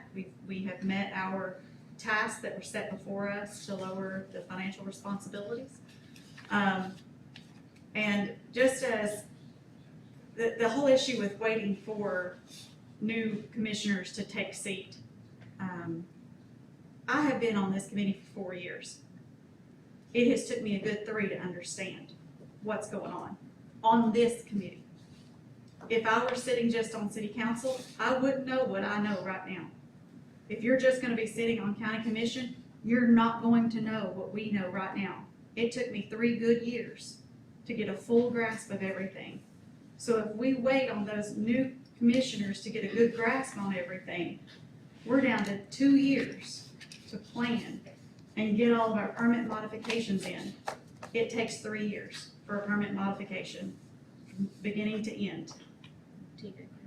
You are, I do not feel like that is a reason to hold off on it. And as you can see, we have 2 new commissioners here tonight. That's it. That's it. We got Henry back there. New. Oh, you, New. I'm sorry. 2 new. Henry's back there. And we appreciate you being. But we have 2 new commissioners here tonight, if that tells you their concern about this. I mean, I'm happy to have you 2 here because you are my representatives and I appreciate you being here wholeheartedly. I think with the landfill sitting in the heart of First District, us being First Exactly. District representatives. And I appreciate And the we 2 of do you being appreciate, here I appreciate very very much. My big issue was everybody's concerned about the money. If I can speak, sorry. Yes, go right ahead. This They're is our new concerned- commissioner too, that will be taking office for seat B for county commission, so he represents First District also. And they were concerned about the money, because it's all been brought out that we're not making any money. Nobody out there really understands solid waste. I have no clue. Sitting here, I've learned a lot more than I ever thought I'd know. So, How was it here? I can't say wait, and I can't say vote for it. But whatever you decide, we'll work with it. Okay, do you have anything else you'd like to say? Yeah, again, I go back, we're all grown-ups, and we all have different opinions. And what we don't wanna do is let personal feelings get involved. It's what's good for our people, what's good for our county, what's good for our commission, what's good for this solid waste commission. And I can't stress enough that by far, this, waiting 6 months, 2 months, whatever, I don't see it changing much. You're gonna come back with the same thing. And you're gonna say, hey, we need to get more money. Well, Mr. Samtech over here is done. He's done for right now. But there's other amendments that can be made when we get to where that we can negotiate a second addendum, a third addendum. It's all out there. But to say that right now, I can't say that. They say they've got the expenses tied up in this 8-year deal and expenses in the landfill. We've been at this thing. So again, waiting, I don't, at this point in time, personally, I don't see where that's gonna help. What's gonna help this commission and get there is us to come together as a whole, public and commission, with good ideals for another addendum. And I think our contractor will be more than glad to talk to us about it. Now, whether they want to do it or not, that's a different tale. But I think at least they'll talk to us. And that's a very good point. This gets us on a substantially better footing. And nothing precludes us from continuing to talk and negotiate or find other solutions. All right, we have a motion and a second on the floor. A motion and second on the floor. So I'm gonna call for a roll call vote. Jameson. Aye. Bivens. Aye. Field. Aye. Chair. Aye. Small. Aye. Stewart. Aye. Hunter. Nay. 6-1 passes. Motion passes 6-1. All right, if we'll move on to the attorney's report, do you have anything to report at this point? I've probably talked enough. I want to say something though, that this has consumed all of our time for the past 8 years. And now we have an opportunity to talk about some other beneficial things with the landfill. Just today, I had a contact with a large corporation that's interested in pursuing landfill gas. And that's an alternative, an opportunity for revenue potentially. We've got opportunities for projects on solar. I've talked with large solar companies that might have opportunities. So now that you've approved this gives an opportunity to provide some additional revenue to this commission and look at other projects that we've talked about for many years that had to put on the back burner. So land gas was a Possibility. possibility. Good. Good. Okay. All right. I guess that's up to our cash activity report. Ready? Yep, she is. Yes. Are you ready? Okay, so the ending balance, is $4,767,870.57.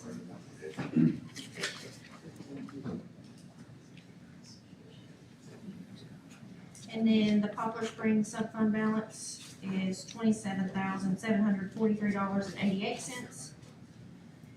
And you will see that is a drop from last month, and I will address that. And down there where it says Chairman's report, Poplar Springs, that's, so I will address that. Go ahead. Okay, and then the total combined is $4,740,458.87.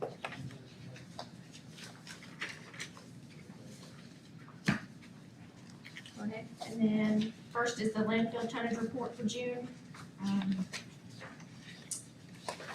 Our 22.5 day average is 599.36 tons. And our 30-day average is 449.52 tons.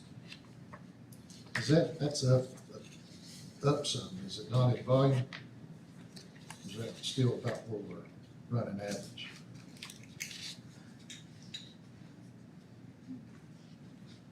I believe it's better than average, close to it. I can look at my stuff and see. I've got last month's. Curious about It actually went down a little bit from May it is, and, for the total. yeah. Okay. Yeah, I'm good. Okay. Alright. And then next is the summary of the customer activity report. We'll review that.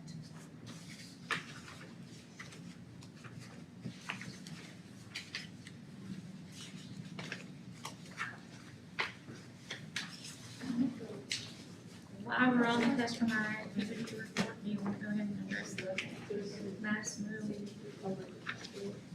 Adam, Ma'am, would you like to address the Madisonville sludge? I was And looking up the wording for the contract as it's worded, I can't find that word prepared to answer the question, to be honest with you. But it states it's a different type of, material coming in with a different odor, that we would have to bring it towards the board, is that correct? Again, I'm trying to find it in my phone, the contract, because it's wastewater sludge, it's nothing different than we already take now. Give him to look for that, so he's got. okay, we'll give you a few minutes, Adam. Okay.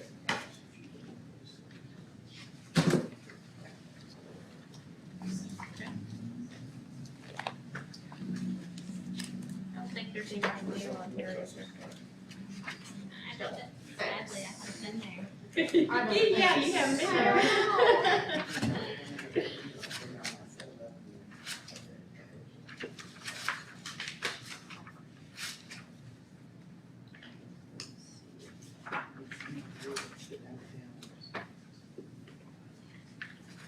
There's a rainbow Knox asbestos on there.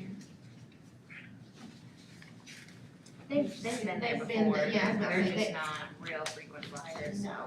But they're not new guys. I think they're like every couple months, Yeah. maybe.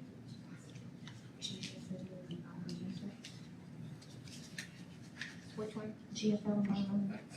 They're only a couple months old. I think I set their account up 3 or 4 months ago. I can speak to the provision where we were on waste, and section 5.1 deals with, 5.14, excuse me, deals with special waste, and it states contractor is prohibited from accepting sanitary sewer sludge at the landfill unless previously authorized by the commissions under terms and conditions prescribed by the commission. So I think that addresses it and makes clear that they do have to come before us to get approval for that process. So am I hearing this correct? We brought, they brought sludge in and put it in the landfill. And we talked about it the last time, but we didn't vote Address on it. Yeah, Yeah, it needs to be on the agenda. well, It's on there now. then they need to stop bringing it in. Yes, until we approve it. Can you handle that, Dave? Thank you.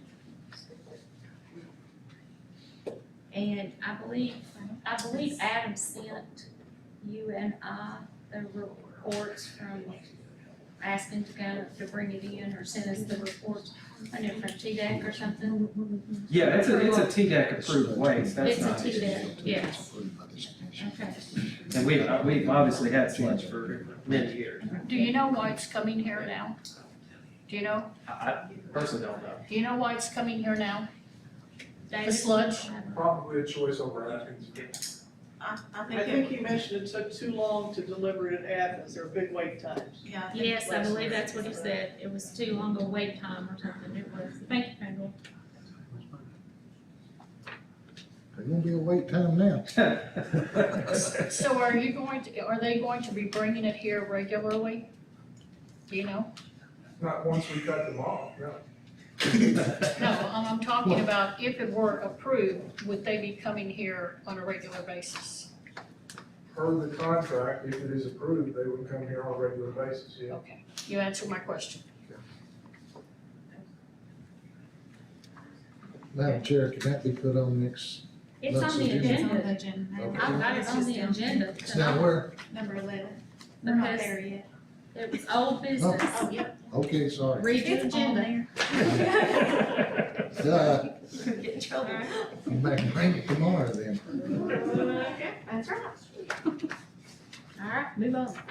Okay, next. I told you she'd let you know when it's time. Yes, next is the materials classification report. So we had, 11,733 tons of MSW. We had 1,464 tons of special waste. And we also had 261 tons of sludge.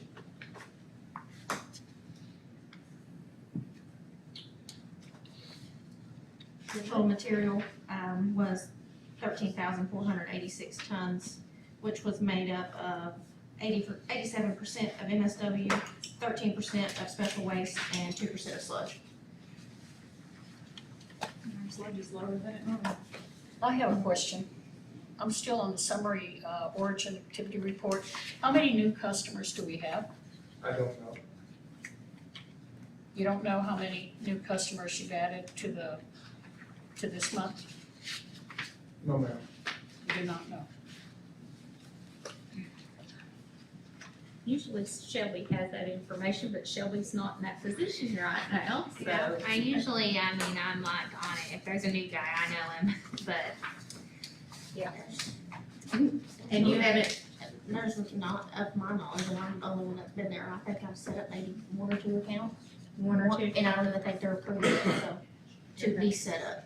They're just wanting to set up an account. So you filed the paperwork I to filed the set, paperwork, it's not been set. it's not been approved yet. Yes. Okay. Does that answer your question? So we can find out which new customers are being added monthly. Yes, yes, I will gather that Is information Anderson for County next new? meeting.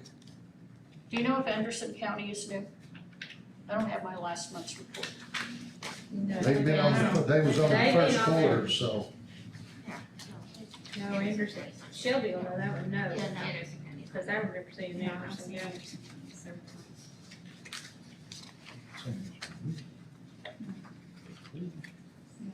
Okay. Next is the waste characterization report. You'll review that.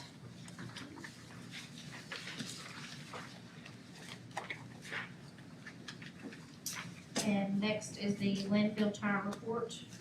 We had 27.88 tons in June, bringing the annual total to 378.26 tons. Okay. And next is the origin report. I want to review that.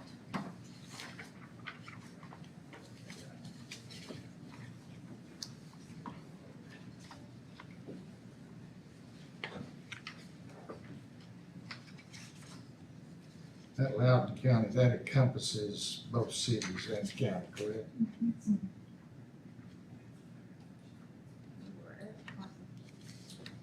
And there's a detailed report behind that page of the Gotcha. origin, a little bit more detailed.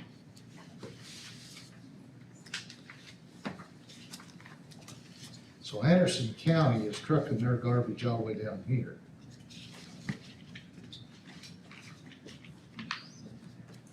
Says you're not charging enough, doesn't it? They might They're change their paying mind. gas prices to bring it all the way down here. Depends on what they're paying. What are they charging their customers? If they're charging a little. Well, again, we don't know, but it's ironic that they would truck it that far. Goes to 45, the question is how much of that's gonna be lost. Yeah. So last time I checked with Waste Management at their Chestnut Ridge facility, which is in Anderson County, their gate rate was $100 a ton. So they still make up it down here. So, to touch back on the sludge, the way we read the contract would be, y'all have the right to We stop just it. read it while you were standing outside because we pulled it up. You wanna tell me now? We figured out you're on the agenda further down the number. Yeah, you're on the agenda on the Yeah, county. let me read it to you while you're back. Section 5.14, contractor is also prohibited from accepting sanitary sewage sludge at the landfill unless previously authorized by commission under terms and conditions prescribed by the commission. So basically that says we've got to approve it before sludge comes in. Okay. But you'll notice you're on the agenda. Yes, I did not notice that until, Brother Baker brought it up.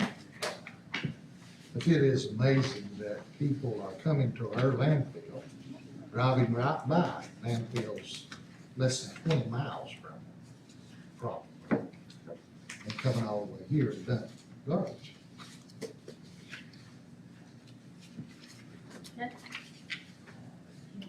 Go ahead. So the host and security fees, the host fee is $10,572.50, and the security fee is $18,569.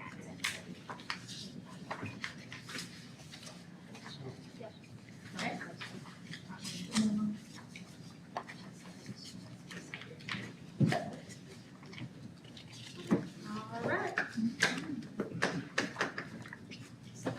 That's got all that? Yep. Alright, chairman's report is next, and if you'll see, I have invoices, it says attorney, I hate to say this, but I don't have an attorney invoice. I also don't have a commission pay invoice. For our employees. Or for your payment too, okay? Anita wasn't in, I talked to Tracy and she did not have any ready for us. But, we did have, I failed to get the Geosantec, which we approved last month. I failed to get it signed, so therefore I didn't turn it in, so I do have the Geosantec bill.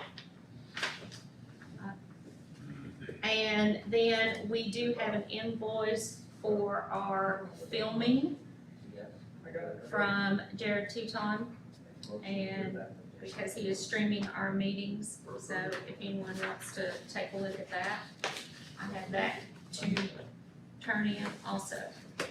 On here, on my number 2 was an audit peer review report from the auditor. I just wanted to relay information to you. He was very excited to let me know that it's very simple. Our peer review was conducted in accordance with the standards for performing and reporting on peer reviews established by the Review Board of American Institute of Certified Public Accountants. And it basically says that they got a superior rating. So our auditor did. In our opinion, the system of quality control for the accounting and auditing practice of Mitchell, Emmerich, and Hill in effect for the year of March 31st, 2021 has been suitably designed or complied with to provide the firm with reasonable assurance of performing and reporting in conformity with applicable professional standards in all materials and aspects. Firms can receive a rating of pass, pass with deficiencies, or fail. Hill has received a peer evaluation rating of pass. So he wanted me to know that, so now you all know that. Update on Poplar Springs. I got a letter. We had some issues at Poplar Springs. Had to wait a long time before they could be fixed because it was wet, and finally they were able to get in to the Poplar Springs landfill and had it fixed. And you can see the pretty pictures. It is fixed. It is all nice and dry. Okay, last time they went to look at it and it was this type of weather. It was wet. and it hadn't rained in weeks. It is now nice and fixed and dry. The TDEC report came back on it.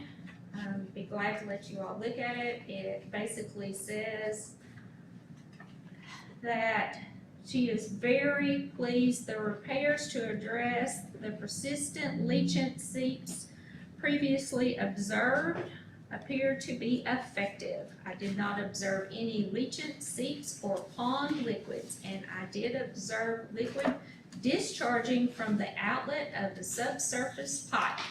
They had to lay new pipe in there to actually relieve some of the leachate and so that it flowed down into the pond where it's supposed to go. The division considers these repairs to fulfill the requirements of section 3.2 of monitoring, inspecting, and the maintenance plan for Poplar Springs. There's a little bit more on there. It just talks about them walking around and looking at how everything was going. So that is there. So what was the expense? The expense was, it's on your report there, it was right at $30,000. $30,000, came in two separate Okay. invoices. They had ordered materials and then had to go back and get more materials, or the cost of the materials had increased due to the fact that they had to wait. Who was the contractor and when did they do the work?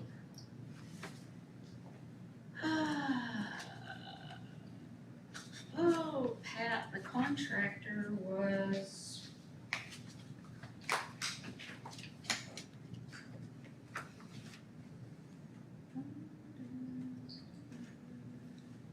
Pat, I will send you who the name of the contractor was. I don't wanna spout it off off the top of my head. Yeah, I might have it in my bag, but I'll have to dig for it, but I will send it to you. Yeah, if you don't mind, and also, I'll send you the date, I mean, when they got finished. It says Connor Excavation. What? It says Connor Excavating on your. Does it say thank you for finding that. I knew I had it in there, I just didn't know where it was. Connor Excavating, that's what it said, it's on your report too, on your. did they go by TDEC, plans? Do you know how they formulated the plans to do whatever they did? To fix it? Yeah. Did they come up with the plans, or did TDEC come up with the plans? Actually, the girl that made the report, the same one that did the report that said it was good, now that it was fixed, she had some suggestions on how to fix it. Okay. The Connor, is that right, Connor, is what it said? Connor? Excavating. Yeah, Connor, he was a, retired, retired from TDEC, and that's what he did. And he came in and made some other suggestions also, and he was the one that did all the fix. And actually, this young lady, if you read this report, says what his suggestions were better than hers. So, Did we get a copy in our packet? no, I did not make copies of this. Okay. But I will be glad to make copies and put it, Thank you. because this was to the mayor and Mr. Newton.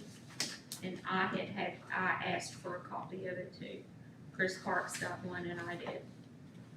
About one more repair out there and we're gonna be out of money at the Poplar Springs Fund. Well, this has been our ongoing issue. Is there any grant money coming in again now, 30,000? I don't think so. No, that's tapped out on that grant money. So, but I will gladly make a copy of that too. I plan on putting it in the packet of Anita's stuff too. So, all right. Old business Question and, for you, Madam Chair. oh, yes, Could you get a copy of the invoice from the contractor to include with the stuff from TDEC? yes. Oh, did I? Well, could you, when you're putting the packet together for information purposes, I would think the invoice from the subcontractor along with the letter from TDEC. Yes, I've got there's two invoices. Yeah. Okay. All right. Old business, City of Madisonville sludge. So what do we need? We need, Guess we just need an explanation. of- yes, sir. We apologize for the inconvenience. We would request that it be put on the agenda for new business next month, so that, because we are taking that material at $55 a ton. So we would like it on the agenda for next month. Well, it's on Well, I the mean, agenda it's on the now. agenda now. I mean, we can vote on it now. Okay. If you, We have some questions though. yeah, I mean, I guess that, Yeah, but they've got some questions. that answers one question, $55 a ton. $55 a ton, Okay, that's probably question number one. inclusive of all fees. Got it? Is it likely to be sustained at the current rate? It is, I can't say specifically, but knowing how those materials work, it would be sustained at probably that exact rate, that tonnage, I mean, the amount of material. that tonnage. Okay, tonnage. And what kinds of potential problems would be involved with getting that waste in and deposited? None, it's no different than any other local wastewater treatment sludge that we're taking. What about odor? All wastewater treatment sludges have some odor. Isn't that a big problem in Bradley County? With the Bradley County, they have a problem, with the odor from the sludge. And in their new contract. Bradley County's not taking sludge anymore. Well, yes, they're not taking it, and there's a reason why, because it was an odor problem, and the citizens were very upset about it. So I think if we're going to consider bringing sludge over here, that we should also look at that issue and perhaps put a cap, because we don't want to create a bigger problem with odors. It's bad enough already between Monterey and the landfill. And I certainly wouldn't want to make it worse for the people that live around there. I don't care if the landfill was there first and we were there, before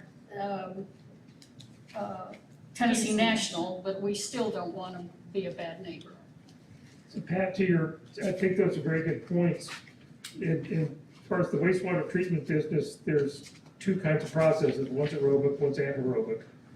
One is you end up with real sticky sludge. The other process, it's not good smelling sludge, but it's not as bad as the stinky stuff.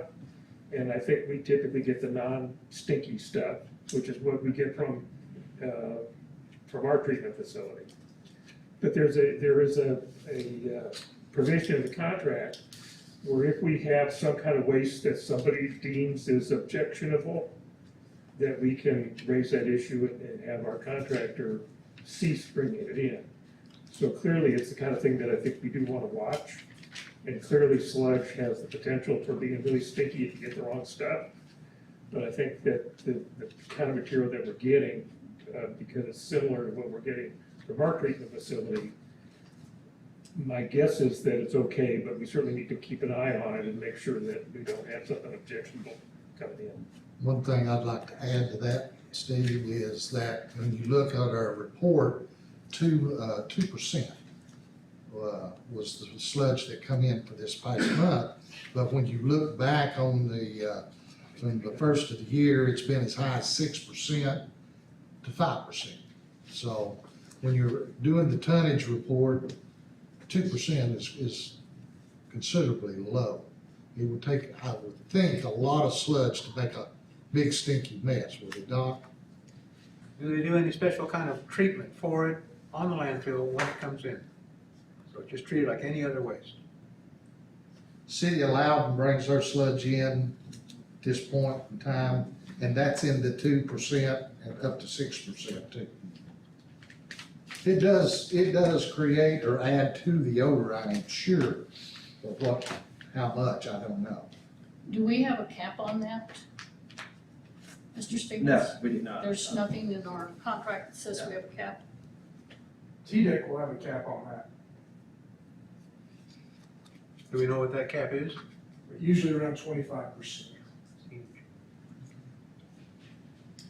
I think we should keep a really good close watch on our percentages. Well, we For only one. take 12% a day, How much? 12%. That's the maximum? Yes, and the TDEC allows like 15, but we've always tried to stay at 12.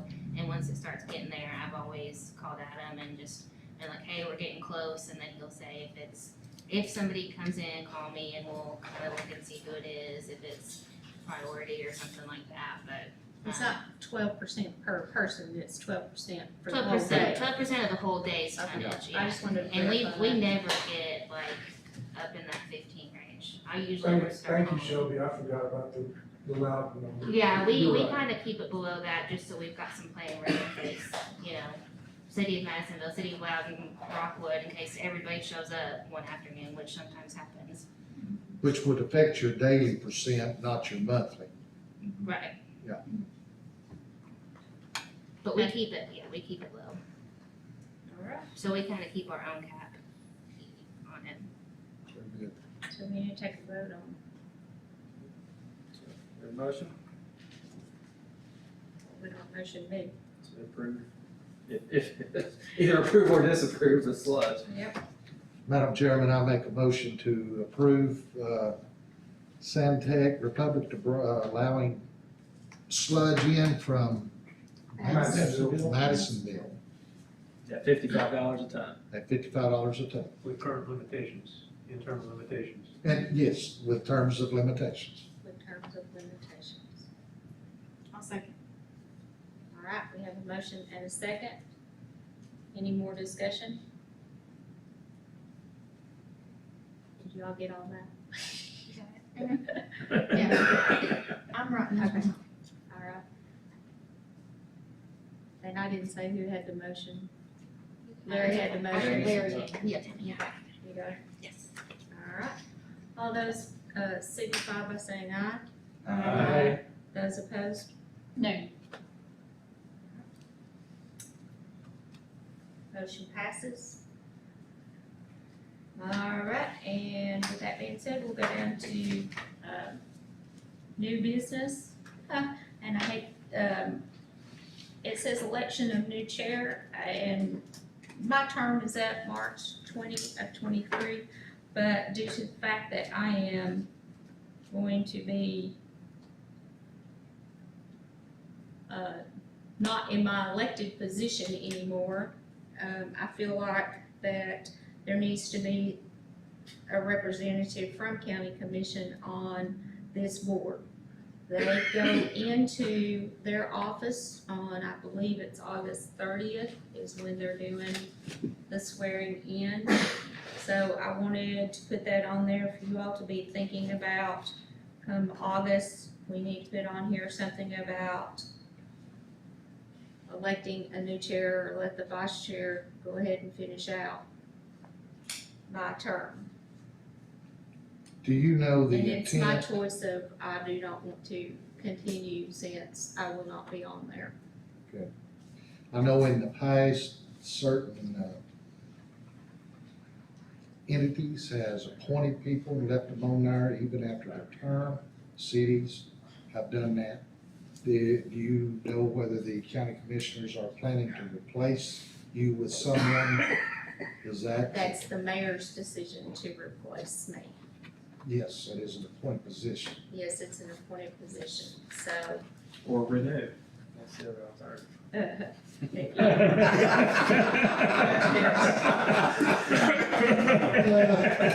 It's a possibility. You're not putting your candidacy out there. I'll come sit on that side, how's that? Okay. Alright, so, with So what- that being said, no, I will not be seeking to renew that, no, what? Okay, so with that being said, The mayor will look at appointing someone. but far as us getting ready for the August, you will be here for the August, is that what you're saying? No, I will come for the August meeting and finish up due to the fact, I'm just saying, under new business, come August, you all need to be either electing a new chair or somebody, so I can hand all my little stuff over. My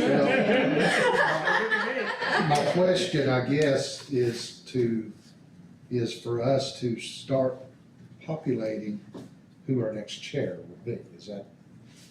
That's what she Or said. at least somebody to finish out, I mean, I don't know when the mayor will have somebody When do we appointed. do elections? In February? It's about 2-year terms? 2-year March. terms, I think we do in March, yeah. In March. So I guess the question for Kevin, from my perspective, is if we have a chair vacancy, do we have to immediately fill it, or can the vice chair The vice chair. fill in? Vice chair can serve. For that interim period and. Yeah, I mean, that's the vice chair's spot, That's right. that's your job. Hey, that's part of the job, You dude. didn't know that? Thanks, Pat. So I look at, Kevin, what's the process that we have in our manual for how Yeah, officials are changed? I don't think, I'll double check, but I don't think there's any mandatory, immediate replacement. I think the vice chair could temporarily maintain that position, or we could elect to have an interim. I like the intern. I think the vice chair will do a nice job, but I won't get to say so. But Kelly, are you gonna be serving out your regular term through March of 2023? No. Okay, That's why I'm telling you. I got you. So an early out. So it sounds like August, we gotta elect the interim. I will She do will the conduct the August, meeting. I will do August meeting, I will do all this for whoever, I'm just saying I wanna turn over my stuff because Gotcha. You're expecting you're not gonna be here in September, but I know I'm not gonna be here in September, I'm gonna be in my bass boat, okay? That's where I'm gonna be, you want me to be in the audience, probably not in September. watching? No. And then we won't have a new appointee from county commission until September probably probably. At the earliest, yeah. maybe September. Yeah, maybe that's that. Okay. All right, that's all, the auditing pricing, because you told me to put that on for new business, so you all can be thinking about that, so I did. Do you want that to continue on there and put it under old business, because you all were talking about, you know, they got a glowing report, so. I just keep it right there under new business, so it's in our this, until we're ready to seek pricing and. We spent a lot of time, I guess 3 years ago, soliciting auditing firms, putting out RFPs, and got nothing but the current auditor to respond, so. It's kinda like a contract, you Yeah. only got one person, Yeah. they don't, nobody likes it. So, we can do it again, but just, I would like to maybe in August, my idea would be to maybe say, hey Kevin, can you maybe contact some auditors and see if they would even have any interest? I think that would be. I'm happy to do that. I think we need to go through the motions at least in Yeah. planning. That's fine.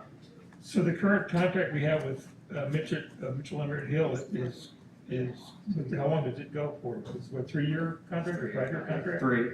So, and when's it due? 24, wasn't I it? said It expired a long time ago, Steve. No, It was for 3 I think years, we- and then you start renewing it I think yearly. we renewed it. We just recently renewed it because we didn't have another alternative. Right. Right. But, next year we can, But Look at- initially, it was a 3-year contract. Yeah, it was. But this fiscal year will still be under them, but we're looking at the next. Next fiscal year, year. that's Because you what gotta I plan said, that So far out. we're That's what 2 we years said. from now, Yeah. but it may take us that long to I even. was gonna say see. that we do things slow, so We do starting things now, slow. good. Yeah. That's why I put it on there. Our government entity. Is there any way, just as a request to Mr. Hill, if we're going to keep Mr. Hill, is there any way that he can come closer to getting the audit finished by the end of the fiscal year? Because we are usually, the solid waste is usually consistently last to turn in their audit to the comptroller's office. And, you know, our fiscal year ends in July, and he doesn't even start on it until December, and it goes into the next, you know, the next fiscal year, so is there any way that you can talk to him and see if we can get? I think we're a little earlier this year, but we're still late. Yeah, so, So I think typically though, the reason why it's late going to the comptroller's office is because it has to get approved by us, and then it's just our approval process adds probably 2 months to the, I know, but he started in December, our fiscal year ends June. Yeah. So, you know, if you start 6 months later and then we go through our regular process of 2 months, then you've added 8 months. All I'm saying is that if he could start He earlier. needs to be done about March, Yeah, where we can Well, go through our process. if it's finished, if the end of the fiscal year is June, if he could start on it at least by September, October, so we can Yeah, be in the process of getting it approved too, so they can have it on time. That's all. Makes sense. We'll convey that message. So do you want me to leave it on the agenda for next time? I think you need to put it under old business. Put it under old business now. I think this is. Put it under old business, because we talked about it as new business. This is yours. Oh, yes. That's yours. 1, 2. Okay. Is there anything else you want under new business for next month? I think we're all pretty wrong. Still on that. Okay. If you find anything or decide that you want something, just shoot me an email and I will put it under there. Kelly, I know it's been a long, hard road, but I personally want to thank you in front of everybody for the job that you have done on this commission, of trying to hold it together and steer it down the pipe that we're going. So, thank you very much. Absolutely. Appreciate that. and I also like to extend my thanks and appreciation for your perspective and your efforts to keep everything going in the right direction and adding some more stringent form and, you know, to our process. And I want to say thank you for that. Well, I appreciate that, Steve, and I appreciate you because I do know how hard this job. I appreciate you more and more. Don't say that too loud, because we got Larry. He's our new candidate. Yes, Kelly, you've done an exemplary job. You went above and beyond as far as your research and your looking and digging into, and you really took this and created a position, and furthermore, what Steve had already put in play, and you created a fine position to someone with some really big feet to fill those shoes. Thank you, I appreciate that, I do appreciate it. Kelly, you're gonna be missed on the county commission. Thank you, Pandora, I do appreciate that very much, I really do. I'll be around, I'll be at meetings, You do best. I'll pop up when you least expect me. So with that being said, adjourn. And Thank you. email me the correction. I'm totally with this whole situation. Oh, Kevin done? Yeah. Kevin. He did it for me, I would hope he would do it for him. Yeah. The corrections. Make Yeah. me a note. Yes. To see. So how's the It's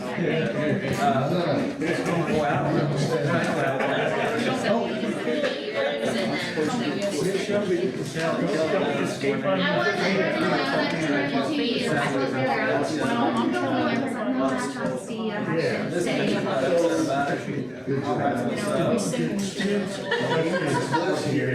Hey guys, so they were that when we were on our house, initially,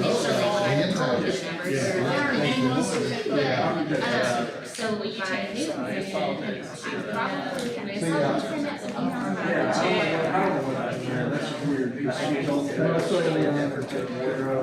My question for you is, can you at least pull a couple strings? Yeah. And now that you decided if you're going to something, Well, and I can reach out to Avery, because he was really receptive to me in the beginning. And I'm not sure if I can Well, they're not pushing back, they're just answering the question, and, Oh, yes, sir. cause it seems like a really big number, but if you have Can I have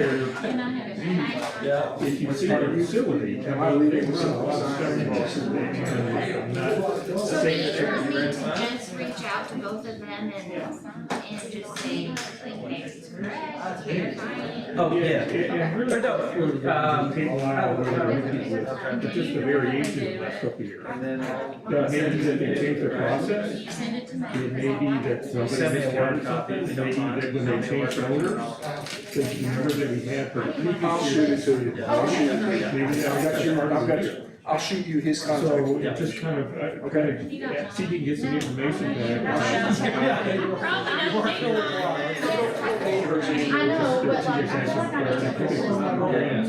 It's really large. What's all that waste really generated in Loudon County? And, if they're bringing in cars, if they bring them in from Knox County, but they administratively they're running through their facility. I know. If they were. Well, I'll let TDEC decide that, but it's really, the way the system is supposed to work is that if you're to count for recycled version. Thank you so much. I don't care.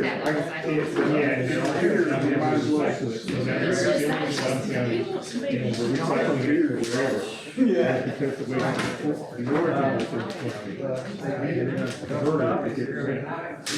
so again, if you're bringing in stuff from outside the county, and they're running it through the university facility for administrative purposes, we probably need to find out from TDEC how they want to handle that. Yeah, okay, yeah, I can definitely dig into it a little more with Yeah, and nobody's saying the numbers are wrong, they are, just want to understand, are they It's the one correct? that points us. And really, And he'll do it. just I'll let you decide how much time. He says, I don't know if it's legal, but I don't know if it is. I'll work on it for sure. Because we're Loudon County and we Good luck do with whatever whatever we you're want to doing do. I went to the Holland side. Oh, man. Yeah. Oh, man. Out of the front, into the fire. So it's a different. They didn't say, yeah. But I'm enjoying it, it was, rough hands. Yeah, you're still, are you here? I'm in or- Kingston. Okay. So anyway, thank you so much. Thank you. Satterfield, basically.